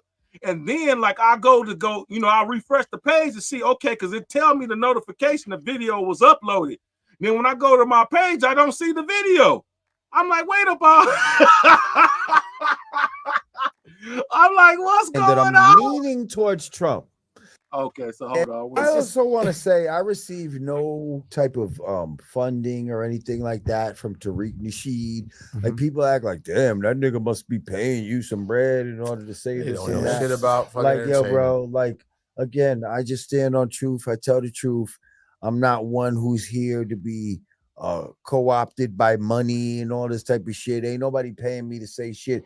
If I say fuck Kamala, it's because that's how I feel. Like it's not because. And same thing with us, bro. We not Trump supporters. Now, Lord Jamar gonna later admit that just because he gets bashed because of what he says, you know what I mean, about Kamala, is pushing him towards like a fuck you vote for Trump. And honestly, that's what you're seeing. That's what you're seeing. You're gonna see. I really believe November 5th. I think Trump's gonna have like 20 to 25%, maybe even 30% of black vote, bro, because it's a lot of freaking people that are like, fuck it. You know what I'm saying? I'm gonna go ahead. You know, the Democrats ain't about shit. They playing in our face. You know what I'm saying? They're playing in our face right now. You know what I mean with what they're doing, right? And then you know what I'm saying? And then you know, you getting called a coon for calling out the truth. And it's, you know what I'm saying, a lot of people aren't like me and you know what I mean? You know, and you know that there's a third party choice, or willing to, you know, say, hey, I'm not gonna vote for either side. I'm not gonna reward Trump, you know, because I'm pissed at the Democrats. You know what I'm saying?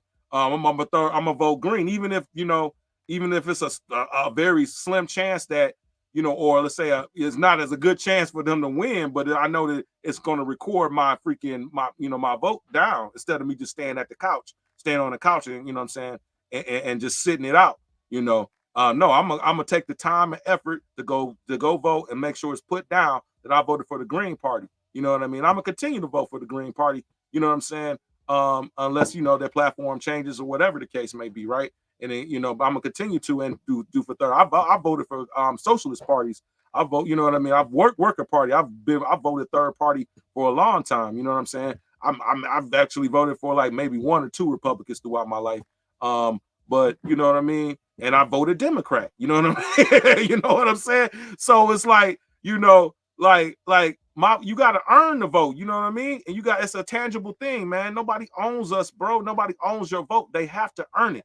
You know what I'm saying? And this lesser or evil shit is bullshit. You know what I mean? And then my argument, our argument is that they're the worst evil. You know what I'm saying? I don't view Trump as worse than freaking Kamala, bro. I really don't. You know what I'm saying? I think she's more insidious and more, you know what I mean? The Democrats and her specifically, like I said, her actual record is much way worse than Trump's, as when it comes into what they've done negatively to black people. You know what I mean? So anyways, let's keep on going. Because you say fuck Trump or anybody paid me, like that's what I feel. And have you ever had a woman lead you into a beef? And if you did, this is hilarious. Use a pimp. That would not be a smart move, would it, brother? That would not be a smart move to let the woman lead us. Unless she's the woman any fucking where. Now, we don't condone. I'm not condoning that. I don't believe a woman cannot be a leader. And you know what I'm saying? Support the Green Party if we. Yeah, exactly. We were, you know what I'm saying? Like I'm voting for a white female Jew. And I'm, you know what I'm saying? And I'm Muslim. You know what I mean? We, you know, so why I'm voting for her? Because she stands for what I believe in. You know what I mean? She's gonna, you know, end genocide. She stands for a platform that believes in reparations, right? She stands on a platform that believes in, you know, stopping, you know, escalating wars. She stands on a platform that's, you know, that's against genocide. You know what I mean? How can you say you be for these things and not vote for the person that unapologetically says that they're for that? How can you vote? You know what I'm saying? How can you? I just don't get it. You know what I mean? Like, that doesn't make sense. You do have an option. She's on the ballot in 47 states, and in the 3 that she's not, you could write that ticket in. You know what I mean? So how with good conscience, you know what I mean? Yeah, you know, it's like yeah, man. I just don't get it. But anyway, I'm gonna keep on moving on. The cats, you know, like why must I eat the cat? Maybe they were just eating the cats and not the dogs. Why must I feel? So with that's the reason why I brought that up, right? Because, you know, so my man was like, "Oh, come on, man, Trump saying that, you know, the Haitians are eating cats and everything." So here we go, where we have some Haitians in Ohio, right? You know what I'm saying? Literally explain that eating cats, not dogs, but eating cats is a delicacy in Haiti, and that you know what I'm saying, that they do eat cats. Like that's not out of nowhere, out of left field. And people were reporting that the cats were missing. You know what I'm saying? Now the lady that that got on video eating the cat, that was in another town, and she's not Haitian, but them eating cats is real. That's like a real thing. He's never seen it. But when it comes to cats, that's a very common practice in Haiti. Wow. This is his word. Okay. Tell us some more about this, Mitchell. Qui sont qu'a dit nous en ajouter sur ça, des situations où on mange chat ça? No, get the translations. Says even there are places in Haiti where you can go and you can go to a store and actually buy the cats. And you can buy cat just like you buy chicken wings. Just it's like a very normal practice. Wow. So he said that it's a store in Haiti that you can literally go buy a cat. Well, like I told you, in So Europe they call it roof rabbit. Huh? Eastern Europe, remember I told you Italy, Eastern Europe, they call it roof rabbit. You know what I'm saying? How long have we been? Hey, bro, I've known since the time I can remember. Everybody be like, "Yo, I don't eat Chinese." You know what I'm saying? That Chinese food probably some cat and dog in it. You know what I mean? Like they didn't make it. It was illegal to eat cat in 44 states in the U.S. until either 2016 or 2018. It was legal to eat cat in America. It was legal. Legal. I mean, it ain't that far from you eating a possum, a raccoon, or something like that. I mean, or a rabbit. Or a rabbit. You know what I'm saying? I mean, I guess so. I mean, I'll never know when it comes to eating cat. I'm straight on that. You know what I mean? But I've had raccoon. What? And I've cooked rabbit myself. I mean, a rabbit. I think I'm in a hard way. If I'm in a hard way, like they living in Haiti. Hey, you gotta go. You gotta go for what you gotta go for. Hey, you know what I'm saying? Ain't no chicken around. Hey. But you know what I'm saying? Like, but if you say this and all of a sudden you a Trumper, you believe in Trump, like, bro, just the facts are the facts are the facts. You know what I'm saying? They were getting wild geese out of the, you know what I'm saying? You saw the picture of a man with a bunch of geese, you know what I mean, around the neck. He was walking around with them boys like, y'all just got all this like out here. But this is what we're talking about. Like, honestly, like, this is why it's a duopoly, bro. Like, both of them are full of shit. You know what I'm saying? They're going to use half truths, half lies, work on your emotions to get you ginned up in whatever direction towards their side or whatever, all while fucking you in real life in real time. And not telling, you know what I'm saying? All while being all backed by the same donor class, all by, ensuring that corporations and big business are able to get bigger and bigger and bigger, therefore having more power and control over the workers, all making sure that, you know what I'm saying, that we don't have any real collective bargaining or whatever to be able to, increase salaries or what have you, you know what I mean? All to making sure that the real social safety nets, real change that really needs to occur in this country, they you know what I'm saying, they're going to have us distracted with all these social issues, these social, you know what I'm saying, these cultural wars back and forth, and so on and so forth. While the real thing is that the top and the managerial class is going to be okay.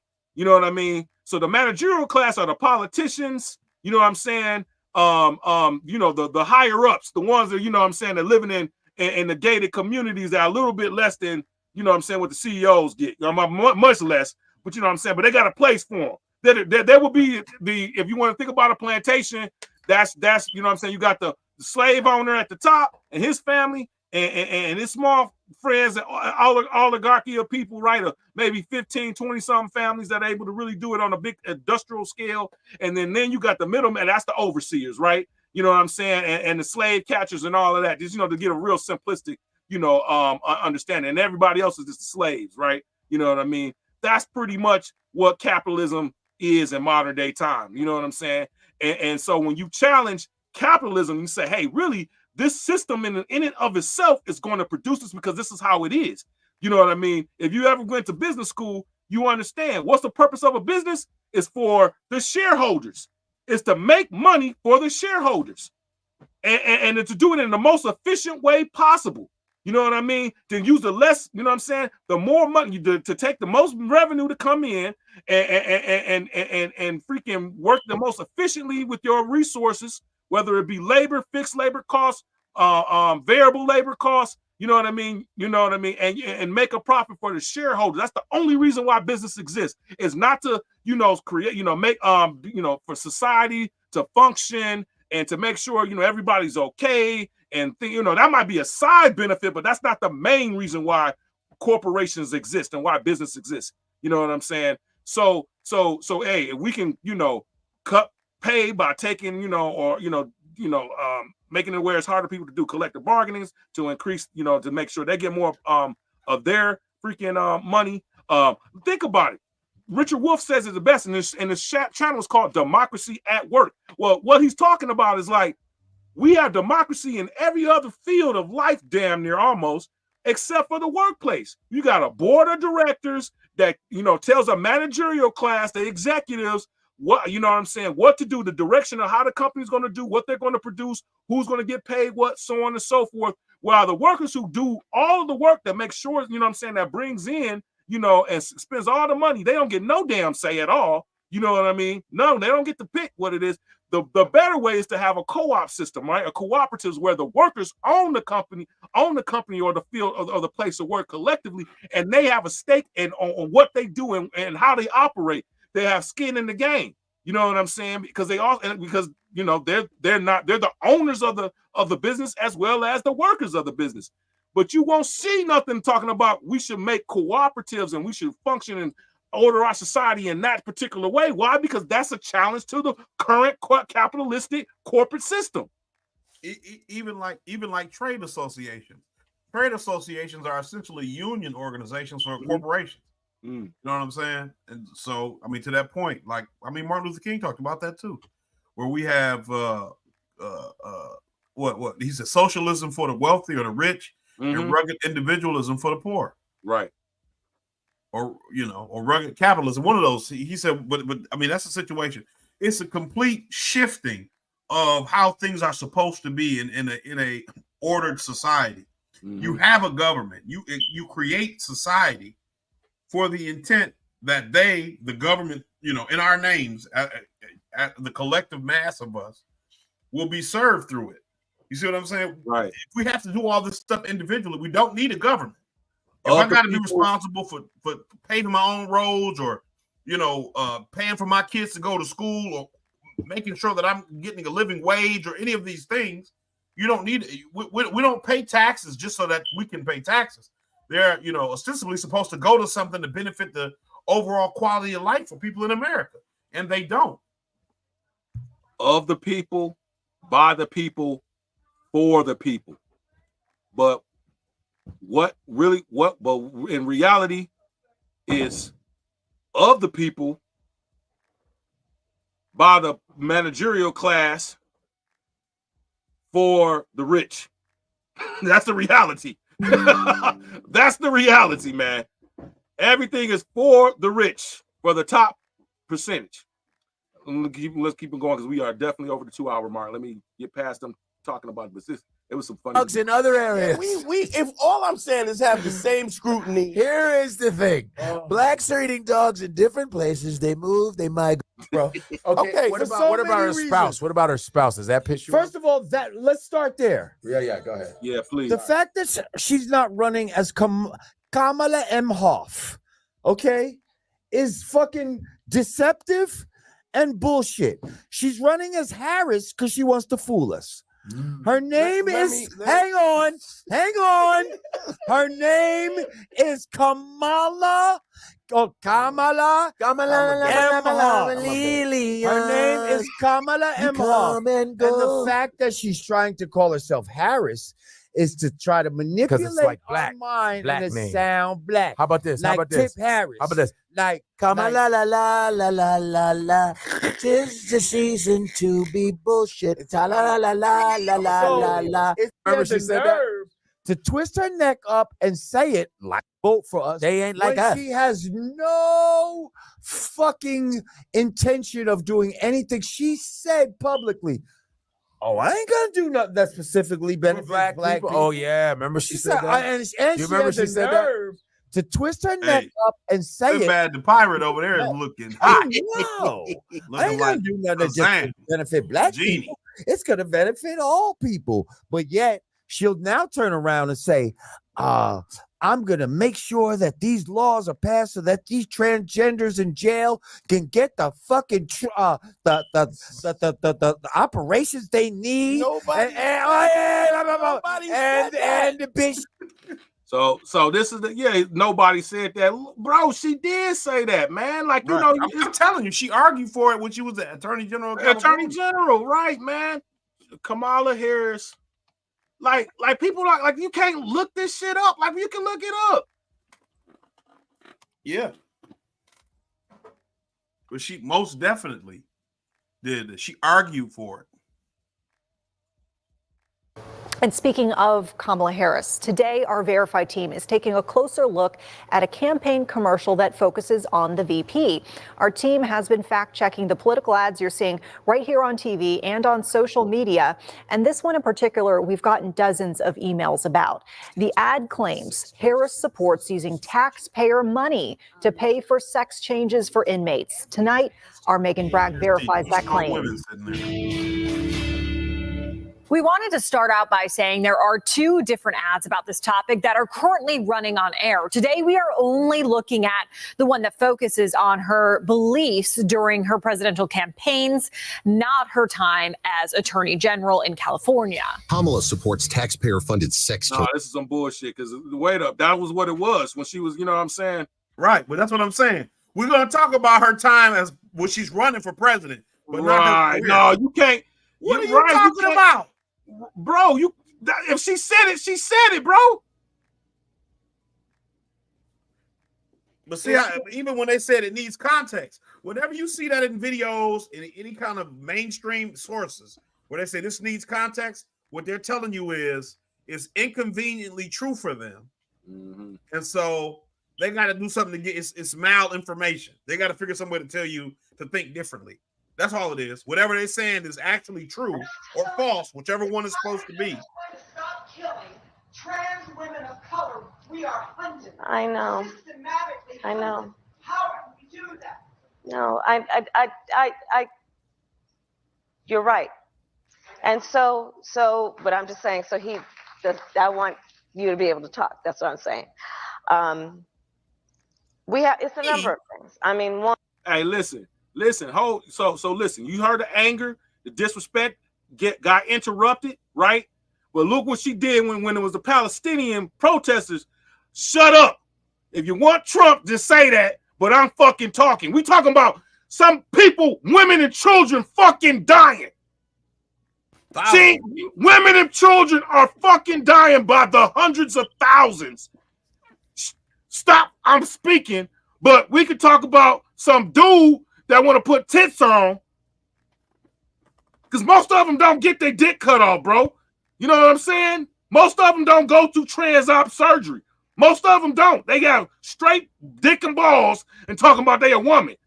You know what I mean? Let's be real about this real shit. Don't even go get their dick cut off, you know what I'm saying, to even act like they women. No, they got, you know what I'm saying?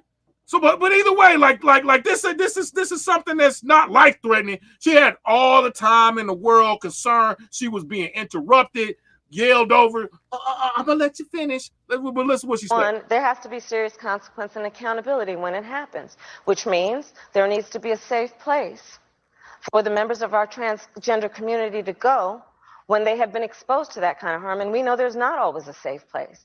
I will tell you, when I was district attorney of San Francisco, it was after the tragedy of Gwen Arahu, Matthew Shepard, and other cases where people were being killed. And what was happening in courtrooms is that if the killer was caught and arrested and charged, in the courtroom, they would offer a defense. It was called the gay or trans panic defense. You remember that? And they'd say, oh, I freaked out, therefore I didn't have the state of mind for which you can convict me of murder. And I saw this happening. So I convened prosecutors from around the country first ever time it ever happened, to come to San Francisco, and we created a whole training on how to defeat the gay trans panic defense. And we brought in... They make up at most. It's not this one. They make up at most 3% of the population, trans people. Exactly. She's got a plan that she put forward to help them out. When you at Jamal Truelove, she put him in jail. He got $13 million from the state of California. Right. She put him in jail for murder. When it comes to children, specifically for black people, CNN's we Aaron make up 13, I'm gonna say 13 to 16% of the population. deep dive. Nothing. But on you Vice have President these Kamala people who Harris. make up at most 3%, and you have a whole policy plan set up. You convene process. And see how she always like to talk about swift consequences? I'd never vote for a prosecutor. I don't care. Yeah, for real. Oh, This but far left let's mass talk about shocked. consequences. But let's get into it, because I you know what I'm saying. Let's go into. But if you said it, you said it. Don't matter when you said it, you said it. You know what I mean? By some of the Harris 2019 policies. Let's watch. A K-file investigation has uncovered, meantime, a 2019 questionnaire. And in this questionnaire, Harris laid out some much more liberal stances, among them on immigration. So in 2019, in what K-file found, she said she would cut funding to ICE, writing, quote, "Our immigrant detention system is out of control, and I believe we must end the unfair incarceration of thousands of individuals, families, and children. I was one of the first senators after President Trump was elected to advocate for a decrease in funding to ICE." Well, now, of course, she's touting the Biden administration's executive order to crack down on the border. Doesn't end there. CNN also uncovered Harris supporting providing gender transitions. And this is CNN. This ain't no freaking Fox News.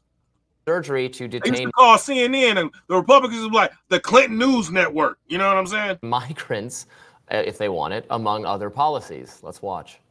She said on immigration, she made this open-ended pledge to end immigrant detention. She said she supported taxpayer-funded gender transition surgeries for detained migrants. She also said she supported Taxpayer-funded gender transition surgeries for detained migrants. detained She migrants. actually said she supported that. She both wrote and answered in the affirmative when she was asked this. Oh. And she said she also supported it for federal prisoners. Now, she also pledged to slash immigration detention by 50%, close all family and private facilities, and decrease funding for ICE, and then to end ICE detainers with local law enforcement. I mean, these are things that, you know, it would be hard to think that you would come up with taxpayer funding gender transitions for detained migrants, and yet this, as you say, written and verbally. You know, what else, you know, did you find?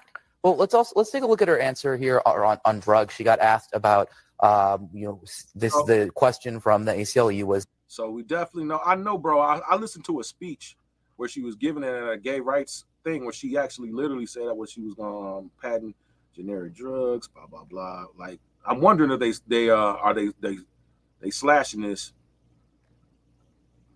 So here's what I want to say. You got. I know, like. And speaking of Kamala Harris, today. We wanted to importantly the one that focuses on her beliefs during the campaign platform and the Federal Bureau of Prisons. This claim stems from 2019 when Harris originally ran for president. At the time, she voiced her support for funding transition-related care, including surgery for transgender prison inmates. In 2019, she also filled out this candidate questionnaire from the ACLU. One of the questions asked if, as president, she would use executive authority to ensure transgender people who rely on the state for medical care, including those in prison, would have access to comprehensive treatment associated with gender transition, including all necessary surgical care. As you can see, Harris answered yes. In the U.S., there are more than 2,230 transgender people incarcerated in federal prisons and nearly 5,000 transgender people incarcerated in state. Mind you, that's all 50 states. And we have the largest population of imprisoned people, and it's less than 5,000 across 50 states and territories. Like that's such a small, minute number. I think we got like over 1 million something people that's locked up at any given time, right? Yeah, we got 25% of the world's prison population. Right. We only have 5% of the world's population and 25% of the world's incarcerated. But Black even so, men make up like 5,000? 700,000. Black men are like 700,000 people in prison. Right, 700,000. So we talking about, even with the federal and state, we talking about a population of like less than 8,000 out of like millions. They're not even 1% of our number. Right. Like, what are we talking about here?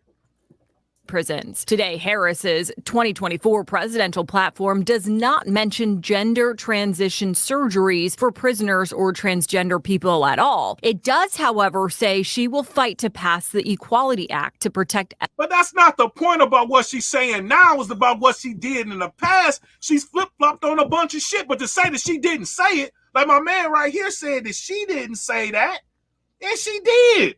Like, you know what I mean? Of course, she's not saying it now. But she did at one point in time, and in fact, somebody actually got the surgery. One person got the surgery. That's real. See, and that's the thing. That's the thing about her running the way they did, which we talked about it in the past. So by not having her running the primary, she didn't get vetted for any of her past. Nobody brought this up. You see what I'm saying? So you don't have to worry about this coming up. What they banked on is the media being obsequious, or which they have, or antagonistic media not having enough time to pull up this stuff and to vet her. She's obviously not going on Fox News to give any interview. She's not going on, like a Voice of America or something. Right. She's not going to go on any conservative, any challenging, you know what I'm saying? Yeah. So she's not doing any. Yeah. So she's not doing any of that. So you don't have to worry about any of this stuff ever coming up in a way that they hope that is meaningfully impactful negatively on her campaign. That's really what it boils down to. Said, and the bitch said, Nobody said that, and the bitch said, I stand behind Israel unequivocally. I am behind Israel. She would never say nothing like that for black people, my brother. Let's cut the fucking bullshit and stop. Is it because she can't though? In order to run, of course she can't. Listen, there's why laws. Do we keep giving these? Why do we keep giving these fucking excuses for these people? Is it because she can't? How come she could do it for everybody else, but she can't do it for us? Because we have no power. Because black people don't have no power. What black? But if you don't think you have any power, then why vote for it then? You know what I'm saying? If you don't have the power of the vote, right, you don't have the power to organize, then basically you saying we might as well not vote for it then. You know what I mean? Like, and I'll even take it one step further. If you don't have any power, why are they trying to get us to vote for it in the first place? Right. Why does our vote matter? Why are people beating down the door for us to vote? Just leave us alone. And if she don't have any power, why are we voting for her if she don't got no power? If she don't have any influence, or she doesn't have any, she's just, she just going into the White House with her hands tied behind her back, going into a fight. So what's the point of sending her out there then? If she ain't gonna fight for us, what's the point? No matter, because if they say the trans community is like 1% of the population, so that's like 3 million people. Mm-hmm. I know 3 million. They said, what did they say? Like 15 million people have crossed the border illegally since their time in office. Yeah, 15 to 20, something like that. Yep. So that's 5%. So she's willing to do all this for 6% of the population. Mm-hmm. And we, like I said, we between 13 and 16%. Right. We like 44 million. And if we take out the Caribbeans and the Africans, we probably like at 40 million.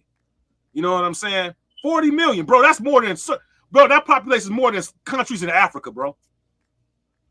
More than countries in Africa. You know what I'm saying? We got the Canada only got like 30 million people in it. Yeah, like the only group in the diaspora that's larger than us is freaking Brazil. We're like the third largest. I'm sorry, I think there's one more. There's one more group that's larger than us, but we like the third largest in the Western Hemisphere. Like I said, many of our population is larger than countries in Africa.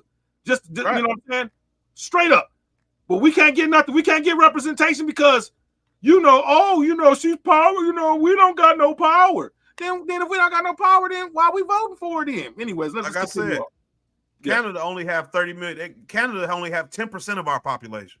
Right. Australia too. Black person. They only got 10% of the U.S. population. Black person, do you know, doesn't code switch? Doesn't have to code switch. What black person do you know doesn't have not like that, bro. Not like that, bro. You got a situation where you not like that, bro. Yeah, not like that. I'm not voting for a dude whose father was in the KKK. I don't go around rushing people and start saying, "Hey, how are you doing, my friend? Let's drink some vodka." No. This is a good thing we should do. Like I don't fucking sounded like Count Chocula. But 1, 2, 3, fucking Ruski. I'm just one. All I'm saying is it's disrespectful. Did you see what she said? My people, yes. Who said that? Kamala. She was in front of Spanish people and she said, "I love you too." They said, "We love you, Kamala." She said, "I love you too." Wait. I'm gonna pull the video up. It's quick. I'm gonna pull it up. But at least he doesn't sound like. You said what, bro? I want to pull that video up of her saying it, since it's her speaking Spanish. Yeah, for sure. But yeah, man. And then I want to get to the point where he's talking about. I love you back. I grew up understanding the children of the community are the children of the community. Let me just say about Joe Biden. I love you. Even in that. Okay, go ahead. I love you back. I grew up. Now, why the hell did she say it like that? I love you back. Hey, look, like, remember when she said the coyote? You know what I mean? When they was on the mother page, the coyote. I'm like, come on, bro. Like, you know what I'm saying? No, that's not how you fucking talk. You know what I'm saying? It's coyote. You know what I mean? Coyote. I love you back. I love you back, man. Man, bro, you pandering, man. It's like, come on, man. You're going to get a tacos and some burritos, man. You know what I'm saying? But that's it. Why would you do that? Are your internet flubbing up, eh? Yep, I guess so. I'm telling you, cuz they want us, man. They want us up out of the bank, cuz. I'm telling you. Towards Trump. So here we go. That's going to lead us to our next point.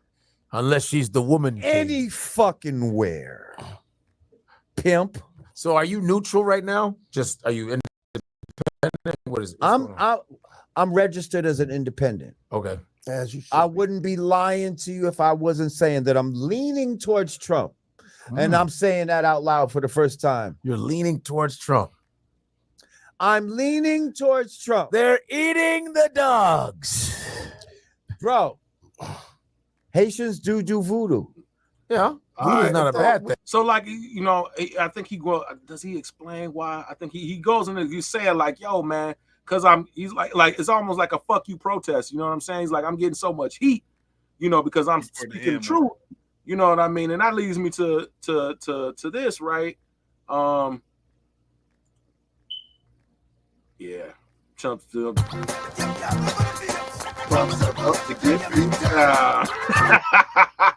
All right, man. But anyways, that leads me to this, man.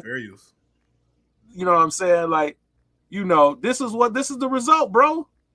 You know what I mean? Like, like y'all have, like, the Democrats have used us so much, man. This is just a knee-jerk reaction to what's going on.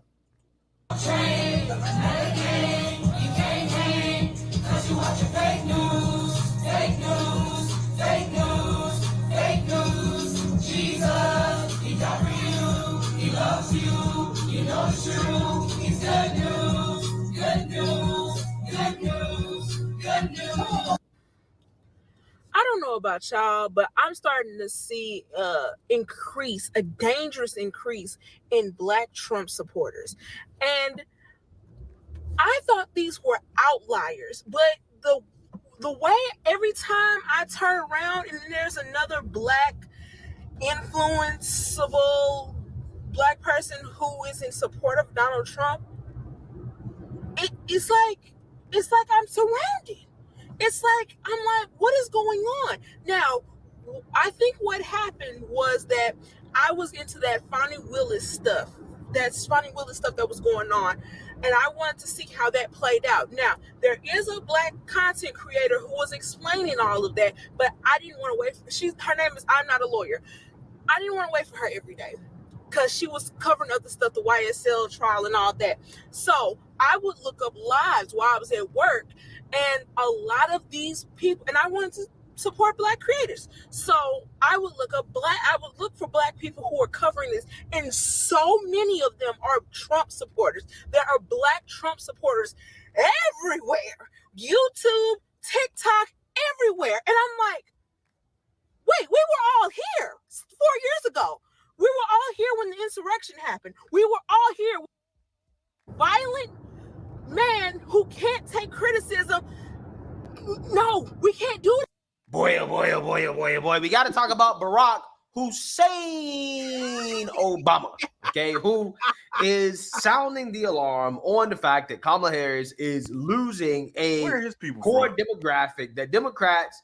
I don't know, man. I don't know. It says G Foreman, so that dude looks. I don't know if he's an immigrant or not, but he's definitely a Trump supporter. Yeah, but the but thing, I heard he was. Yeah, the Black conservative. But I mean, maybe he goes into it like This woman is not Black at all. Okay, she's cosplaying as a Black woman. Okay, I think Rachel Dolezal is blacker than Kamala Harris at this point. She's owed an apology. Okay, because a lot of people say that she's not Black. we made that point on this show. You know what I'm saying? We made that point on this show, bro. I'm you know what I'm saying, we don't have to go further into it. We already long in the tooth on this. But the point in all of us just hitting these subjects or whatever. We started off with the election, you know what I'm saying, what the polls are saying. They're starting to go towards Trump's direction. We talked about a lot of different things. But this is only aiding in my belief that she's not going to be able to win. You know what I'm saying? I'll be surprised if she gets 60%. I'm gonna be honest. I'll be surprised if she gets 60% of the total Black vote. Period. You know what I mean? Yeah, bro. People ain't going for it anymore. You know what I'm saying? We just people aren't going for it. Again, I think you have to have more political savvy, and I would never say go vote for Trump or what have you. We've argued continuously that we need to get rid of the duopoly. You know what I'm saying? 100%, and back a party like the Greens. Or at least another third party. Shit, I would feel better if you voted for a libertarian over this. You know what I'm saying? Over the Republicans. If you consider, because there's some things in the Green Party, they for abortion and a lot of immigration rights and so on. They for having more open borders as well. So but for me, it's all about reparations. That's my key issue, and also ending our allegiance with Israel and kowtowing to them all the time. Those are my two main ones in this election cycle. Always will be with reparations. So yeah, man. I mean, we see it, man. We see it on on these YouTube streets, and on the streets. You know what I mean? Different people, that we know, that we talk to. You know what I'm saying? I showed you my reactions to my Facebook post, being in criticism to Kamala Harris. Yeah, there were people that pushed back on me, but compared to all the people that were freaking supporting my post, it was a lot more than what were against my post or what have you. Many of them probably are Trump voters. You know what I'm saying? And it could only lead me to believe that come November 5th, man, the Dems are going to be crying. You know what I'm saying? They're going to be crying, and they're going to come up with all the reasons why this happened to them, except for taking accountability. And only until they take accountability and are forced to. I mean, shit, we got to go a couple more election cycles. I'm all for it. You know what I'm saying? Until, either A, the Green Party, stands up and it becomes a viable party. You know what I mean? Or B, the Democrats live up to what they so-called give lip service to. You know what I'm saying? That's the only way for me moving forward politically wise. That's the only way I see it. Unless they, you know what I'm saying, they have to recollect, they have to come, to really to true left, true progressive policies, as well as a reparations demand. You know what I mean? Outside of that, you know what I mean? I'm gonna continue to vote the way I vote until, you know, hey, and you know, and that voting is just one part of your life. It's not, you know, it's not the end of the world. And it ain't gonna be the end of the world if Trump gets in there. It ain't gonna be the end of the world, you know what I'm saying, if Kamala gets in there. You know what I'm saying? But what I can say, I feel black people will be definitely further back if we got Kamala Harris in there, because guess what? Just like Obama, it'll be all forgotten. We'll be all back into vibes and this and this and that. The gender war shit is going to even increase more because of her husband. You know what I'm saying? And the divestiture shit is going to even be more of an issue. You know what I mean? Because they'll be, you know, right in the White House, prime with her and her white stepkids and white Jewish husband. The genocide shit, you know what I'm saying, is only going to get worse. You know, you can't reward that type of behavior, man. You know what I'm saying? So if I have to suffer, or you know, and really like, you know, what's it, you know, honestly, I just don't feel like if Trump, you know, I don't want to say suffer, like, but you know, if we have to go through the indignation of Trump being the president again, because that's what it would be. It was the first time. You know what I'm saying? If it happens again, in my wholehearted opinion, you know what I'm saying, I feel like Trump is the president that this country deserves. You know what I mean? like that, you know what I'm saying? Y'all purposely put this motherfucker back in office. You know what I'm saying? You know, and you know, if a Kamala gets in there, you know what I mean? I guess it would be the same as well. But it's like, I feel like black people's issues will be further pressed down. It'll be more of this POC shit. It'll be more of the alphabet community priorities getting put above us. It'll be more of us getting pushed further and further down the priority list. You know what I'm saying? So the only party that we have any true leverage against, you know what I mean, is the Democratic Party. That's the only party we have any leverage against. You know what I'm saying? So you know, it's either we got to use leverage, man. Sometimes, you know what I'm saying, like they say, F around and find out, fuck around and find out. So I think, and honestly, the Dems, they've shown us everything possible that they don't, you know what I'm saying? They have disrespected us on so many different levels. How can you just keep on going to that? That's like if you was with a chick and you know, for several years, but she's stepping out on you. She you know what I'm saying, she with your man. She, you know what I'm saying, she effing your man, you know what I mean? She's sleeping with your brothers and cousins and all of that. You know what I'm saying? You know, y'all might got a couple kids together and shit. You know what I'm saying? But like, you know, and you keep forgiving her, but she keep going out there fucking around, you know what I'm saying? And you know, not even hiding it from you. You know what I mean? Like, she, you know, she's putting it on blast, letting everybody know. You know what I mean? You know, so, you know, you looking like a duck. You know what I'm saying? You be like, but hey, man, I love her, though. You know what I mean? Like, bro, like, you know, have some self-respect, bro. Like, really? You know what I'm saying? Have some, you know what I mean? Like, come on, bro. And she, you know, and she ain't doing shit.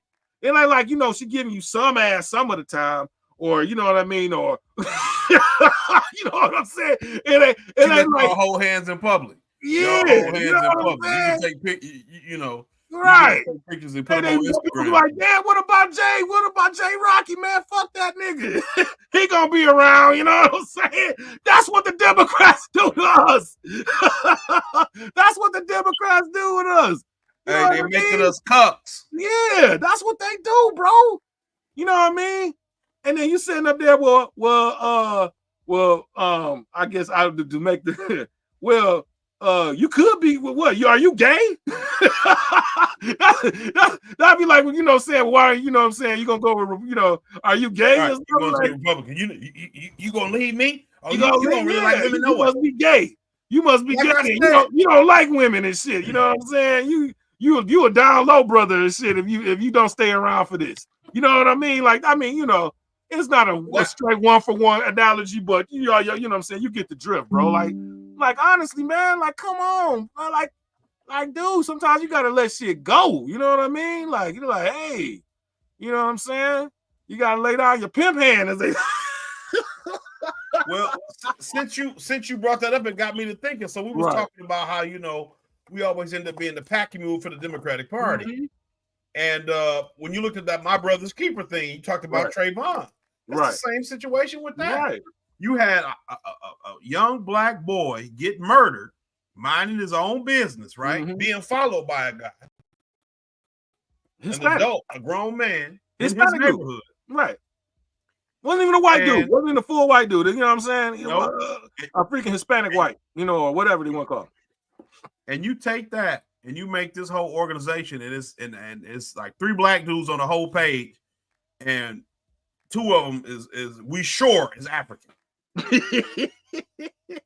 You know? Yeah, man. Yeah, dog. It's like, yo,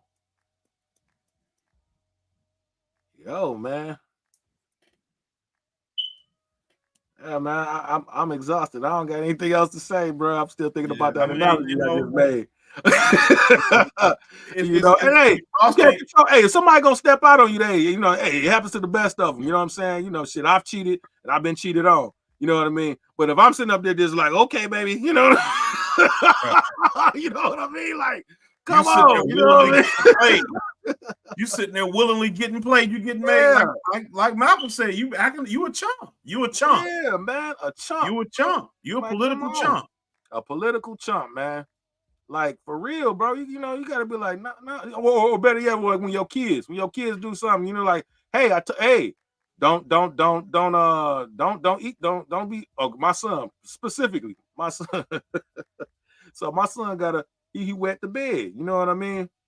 He wets the bed or whatever, and so, I chastise him about it, you know what I'm saying? But we say, hey, listen, you still need to tell us when you wet the bed, right? You know what I mean? So he'll go, because he gets so embarrassed about it, he'll go and literally, man, you will find it much later on, he'll hide the clothes he pissed in, and you know what I'm saying? And we might not find it for a week, 2 weeks, you know what I'm saying? Bro, he's done this shit constantly, man. You know what I mean? He's gotten better with it. He's 10, he's gotten better with it, but one time, man, like, we chastise him, blah, blah, blah. Hey, I had to get him the belt. Because, you know what I'm saying? Like, listen.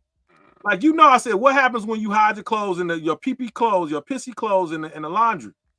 You know what I mean? What happens? You know what I'm saying? You freaking, you know what I mean? The other clothes, we don't find it for days. Them clothes are ruined, bro. You got to watch that, like, or wet it or separate it immediately.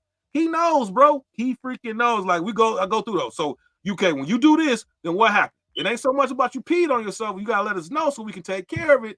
So we're not finding it a month later, and under either buried down deep down in the clothes basket or behind the dresser or some shit like that. You know what I'm saying? You know what I mean? And it was like, yo, you know what I'm saying? Like, what we've had this conversation how many times? You know what I mean? And it's like, I had to whip his ass. You know what I mean? A few times. You know what I'm saying? Like, at some point somebody got to suffer a consequence. Right. You know what I mean? You can't be constantly like, well, this time, you know what I mean? At some point, bro, you know what I mean? Like, at some point, because if you keep on, you let them keep getting away with it.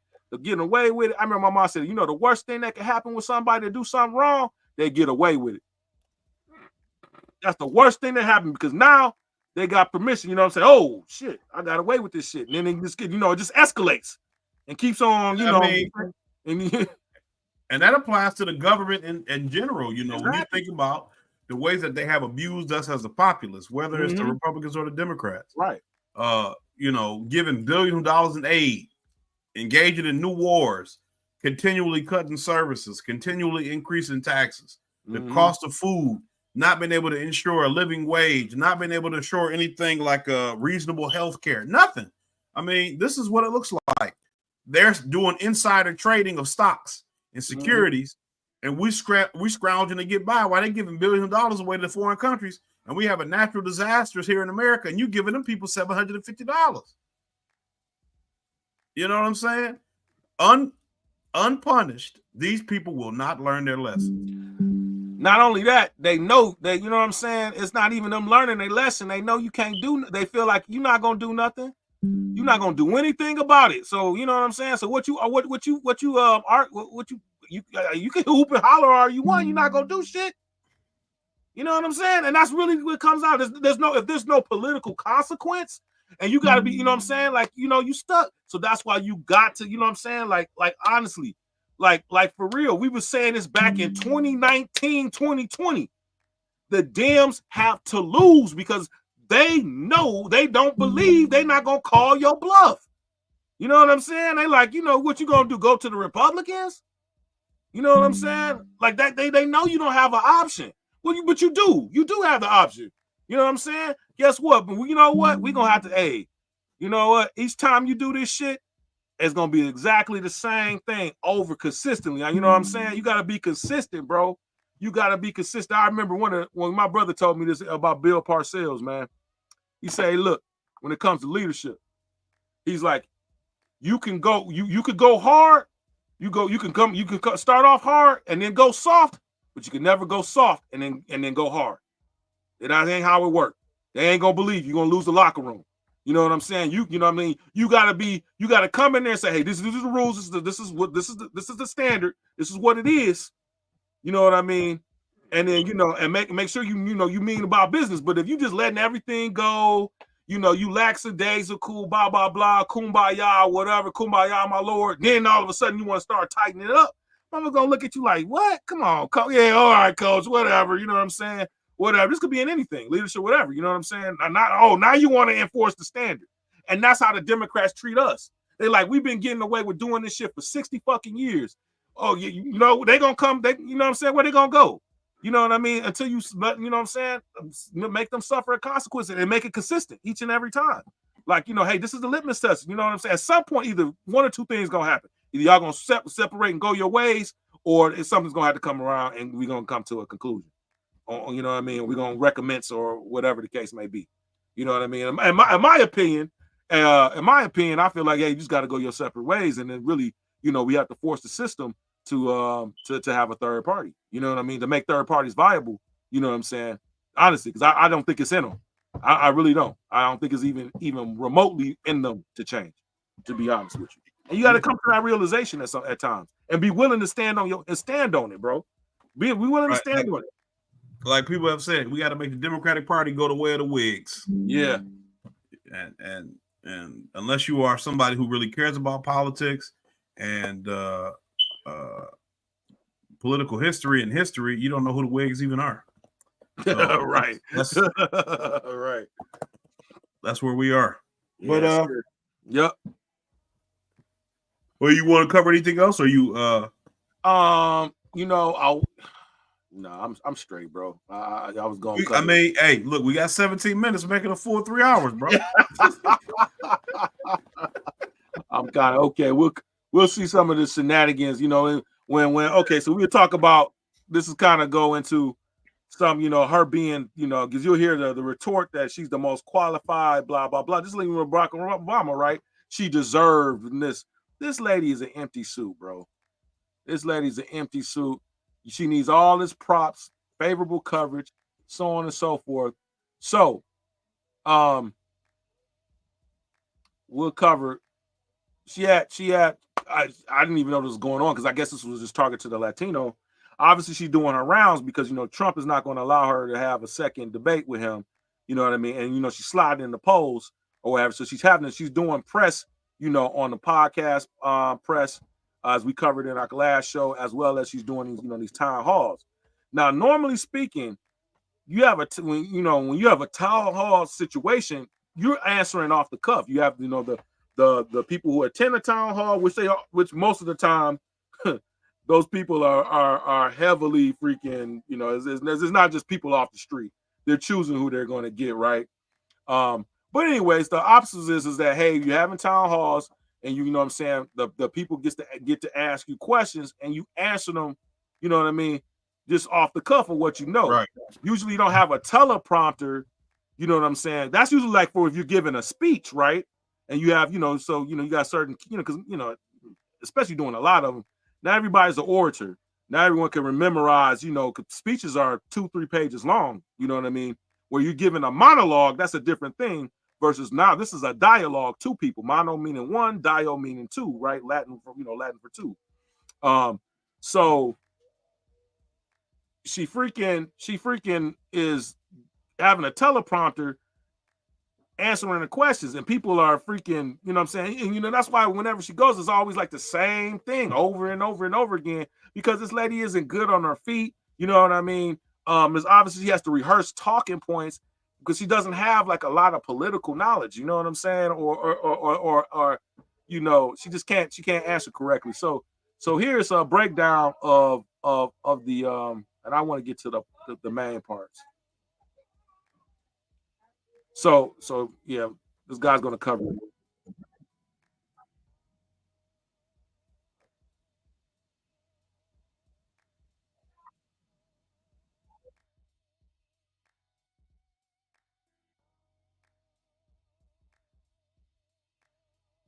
You stop sharing the screen.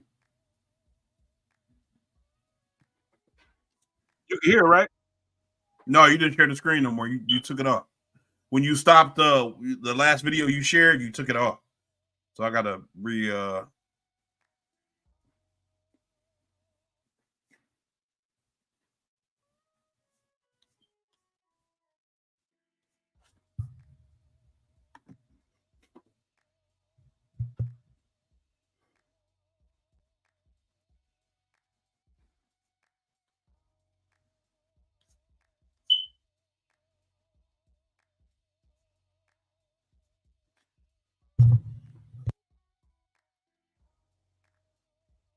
I'll be spending the weekend shipping out those Trump books. Happening. Last night, by the way, it's Friday. Okay. I know you guys hate the stupid ad reads building this community. So fun. And yesterday I did one with a private Discord where you can talk directly to me. I know that was a bit of a long one, but I've got to start pushing harder. 20,000 likes. It went, I mean, that's super viral for me. I'm not like a clickbait account on X. And watch this black woman behind her right Knowing here. what that will mean to Okay. tap into the ambition and the aspirations that people have, knowing that unlike my opponent, who got handed $400 million on a silver tray Rolls and her filed eye. for bankruptcy 6 times. She literally rolled her eyes and mouthed the words in the exact cadence as Kamala Harris. If you're just an audio only, there's a black woman sitting behind, I don't know, a lighter skinned woman who's literally rolling her eyes as Kamala Harris is talking and saying the exact thing Kamala is saying at the exact moment she's saying it. What are the possibilities? Is she reading a teleprompter? Well, mainstream media came out today and said that that's not true. Well, then, okay, let's say the mainstream media, CNN, fact checked this and said, well, she wasn't using a teleprompter. Okay, then who is this woman? And why does she have Kamala Harris's speech memorized? And why is she saying it at the exact moment Kamala Harris is? I mean, she literally rolls her eyes and says that. Now, some people said, well, she's reading the teleprompter. She's down there looking, maybe she's looking at a teleprompter. It would be extremely unlikely, I think, because why would a lot of people in their replies, I looked on Twitter and I thought, wow, I must have been missing something.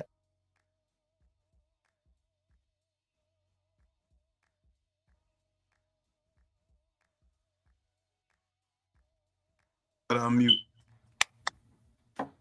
Okay. I'm sorry. Yeah, exactly. My daughter was crying. The reason why I'm saying that it probably is unlike is a teleprompter because usually the teleprompter is pointed at the person that's talking. Right. It would be behind, you know what I'm saying? And so in her position, she's in front, you know what I mean? Teleprompter will be faced towards Kamala Harris, and she's obviously, you know what I'm saying, behind, in front of Kamala Harris, would have been behind the teleprompter. Because it would have benefit the teleprompter to be showing to the audience. It doesn't make sense. So either A, this was recorded multiple times, or she's somebody in the campaign that's helped her, respond to this, right? Is one or two possibilities. I didn't just catch what I thought I did. There's a lot of people who said, well, Jeremy, she's just reading the teleprompter. Well, why would the teleprompter be facing the crowd? I don't think she was reading the teleprompter. I think this woman wrote the speech, wrote the answers, or is a sit-in, or they had multiple takes and she had already memorized her reply. Like, I wonder if they're like, if that was the third or fourth time Kamala Harris had actually said that, and This woman got tired of the same old reply and trying to pretend like it was an authentic, real reply. We can see over the last 2 weeks since Hurricane Helene. You know what I think? She did. You know what I think is did a Mexican yes accent about on that? Telemundo. First of all, maybe she can read Spanish. I don't know. What's that, bro? I said I wonder if she did a Mexican accent on Univision. All right. It'd be the first real thing about her. But look what happens when the camera operator notices that it's in the shot. Watch. Someone realizes it. Uh-oh, it's in the shot. It's in the shot. Watch this. Poof, they shut it off. So I can't speak to whether or not this was in Spanish or not. I don't see any So he goes on to speculate about that. I think these guys are going. I don't want to cover anything else, man. No, we did that. That's that. Yeah. I think I've. Oh, okay. So this is one more thing right here. A lot of people have speculated about these earrings, right? You know what I mean? Is this possibly somebody feeding, her audio through the earrings? Because there's, there are earrings where you can send audio to a person through. And we noticed that she's only wearing these earrings with almost every outfit that she has. I mean, some people do that. Usually most people don't. They wear different earrings. Most people with money don't. Yeah, most people with money don't wear the same earring every. So this is where they're saying, hey, she's speaking. She covers her hand over because they were doing a broadcast with FEMA, trying to show that she's presidential and in control of what's going on with the Hurricane Milton thing. And she covers her mouth to cover the mic, and she's like, "Hey, we're doing a live broadcast." Who is she speaking to? So there's speculation on that. By a river, the Peace River, some of these type of traditional places that could flood. We really got to watch those areas and those communities. So it takes quite a while for that water to drain. Thank you very much. Hey, Ken, I have a question for you. You mentioned words matter, and I know there's a lot of media following this briefing. So there's a lot of speculation. Let's look at the comments. I've never seen a person use so many words and say nothing at the same time. She's that annoying classmate who never does the work on the group project and shows up the last day in order to get credit. What a clown. She's out of her league. As a foreigner, I never even imagined that the VP and presidential candidate of America would be someone like this. Wow, she's such a fraud. Biggest scam in America. Yes, a Category 5 hurricane is more dangerous than a Category 4. What a dumb way to phrase that question. Yeah, we laid into it. I don't, I guess they covered the whole thing, and she does more of what she normally does. You know what I'm saying? Word salad, I guess, or whatever the case. I just feel like the level of incompetence that seems to be coming out of the campaign of hers, it almost seems like intentional at this point. Like,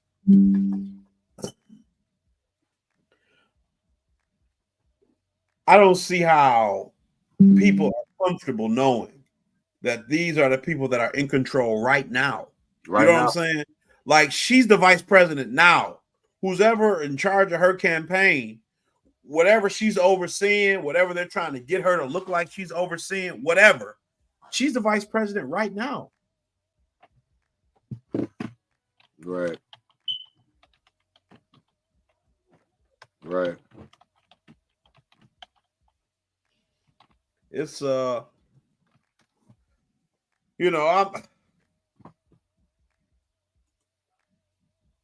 it's really like I said, conspiracy brother, we've talked about it.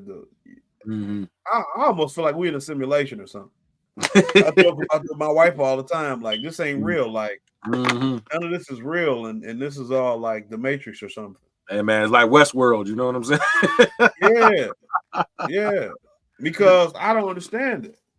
I don't understand why it feels like people are so content to just go through the motions that we go through every day. Like, are people just so distracted? Do more people feel like me and they just don't think they have anyone to talk to about it? So they just I don't understand how we all as a society and a world continue to just keep doing. And nobody ever says, okay, enough is enough. We done. We tired of this. We're not going to war. We're not letting you rape our natural resources. We're not going to let you lie to us. We're not going to let you abuse and exploit us. We're not going to take it anymore. We're going to fight back and, whatever. Like, when do people get to that point? Does that really happen? You know what I'm saying? Or is this all a simulation and like it ain't real? It ain't real no way. None of this is real. It's like some real people somewhere all in a vat. It's like 10 of us real. Yeah. Yeah, man. Yeah. Because I'm not even one of them like, oh man, Putin ain't gonna respect her. Like, man, you know what? Like honestly, man,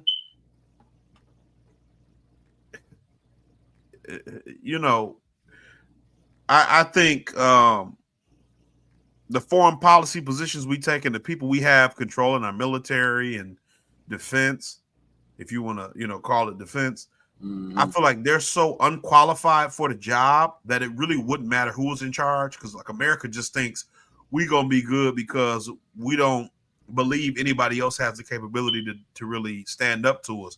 It's not, in my opinion, it's not rooted in reality. It's just like American hubris, it's Western, elitism.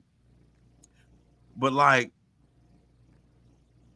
I just feel like it don't matter. Let's say she's not the worst president we ever have if she win. Let's say she's not the worst. Right. If she win. Who they got down the pipeline that look better? You know what I'm saying? Like, there's nobody in the batter's box. There's nobody on deck. I mean, there's nobody on deck. There's no relief pitchers, huh? No. Ain't nobody in the bullpen warming up. The depth chart is real weak on this. It's just we on the third backup, and he limping, and that's it. You know what I'm saying? That's it. We over. We done. All we got is Tatum Hill. We calling. What was his name? Kevin Smith off his couch. Come be running back again. You know what I'm saying? Mikael LaShore and everybody else we had messed up. We got to call Kevin Smith. Ain't y'all on your third? Are y'all? Is Michigan on their third quarterback? Yeah. I was like, well, I thought I heard that on 97.1. I was like, what? They on their third one? Hey. And I mean, that's what I'm saying, bro. This is the country. That's the country. That's how the country will. The country's on their third quarterback, and we ain't had no good ones. And we on our third one. Right. We didn't have no good ones, bro. What's the saying? If you have to have two quarterbacks, that means you don't got one at all. Right. Hey, and we done showed up with three. You see what I'm saying? But that's where the country is, bro. Yeah. That's where the country is. It's like, what are we gonna do? What are we actually gonna do, bro? Forget all this. Oh, she's a woman. Putin ain't gonna take her serious, and all these dictators. Forget all that. Forget all that. That's irrelevant. I'm just talking about the level of legitimate competency. Because if the figurehead doesn't really matter, who's really calling the shots? Now, the fact that Biden has been here, Kamala and them is running in the background. She's not running nothing in the background. Yeah. She worse than he is because he got an excuse. He got dementia or whatever. Right. She's only 60. What's her excuse? Right. Who's in charge? And why aren't more people upset and worried about who's in charge? Yeah, man. Yeah. Well, bro, I don't know. We hit the 3-hour mark. Yeah. Damn, it ain't no good football either to watch. What is it? What day is it? It's Friday. It's Northwestern at Maryland. Maybe they got UNLV against Utah State. Utah number 16. Utah against Arizona State. I don't know. Is Arizona State any good? Or? I don't know. I just assume not. Maybe that Northwestern Maryland game might be something to watch.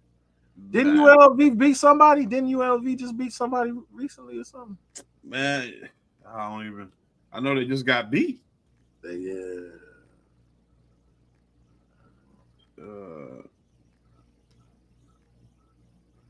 me check on UNLV. What's their record? 4-1. They lost to Syracuse. They beat Fresno 59-14. They beat Kansas. Who UNLV? Yeah, they beat Kansas. Yeah.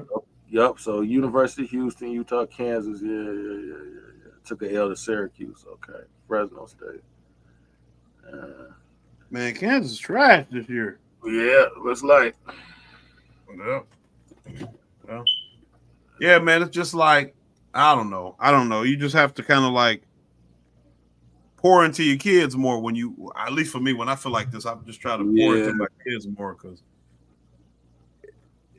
you get wrapped up in thinking about all this stuff and you don't see no brighter side to none of it. It's just like it's going to be worse. It's going to be worse. It's going to get worse. And like I said, it ain't because she's a woman. It ain't because it doesn't matter who wins out of the two major parties because essentially they have the same foreign policy. Yep. Same economic policy. They just talk a different game, but they have the same objectives. Yep. It's gonna be a shit show nonetheless. And the people gonna suffer. So with that, folks. on that cheery note. Right. On that cheery note. Right. Hey. Thanks for joining us. Yeah. And we hope, I don't know, we hope you was informed because you couldn't be You couldn't be inspired, but you could be informed. All right. I don't know. Maybe you could be inspired to do something I can't think of. Leave a comment. Leave a like. Yeah. If you share, and subscribe. Like, share, subscribe. Peace and reparations. Peace and reparations.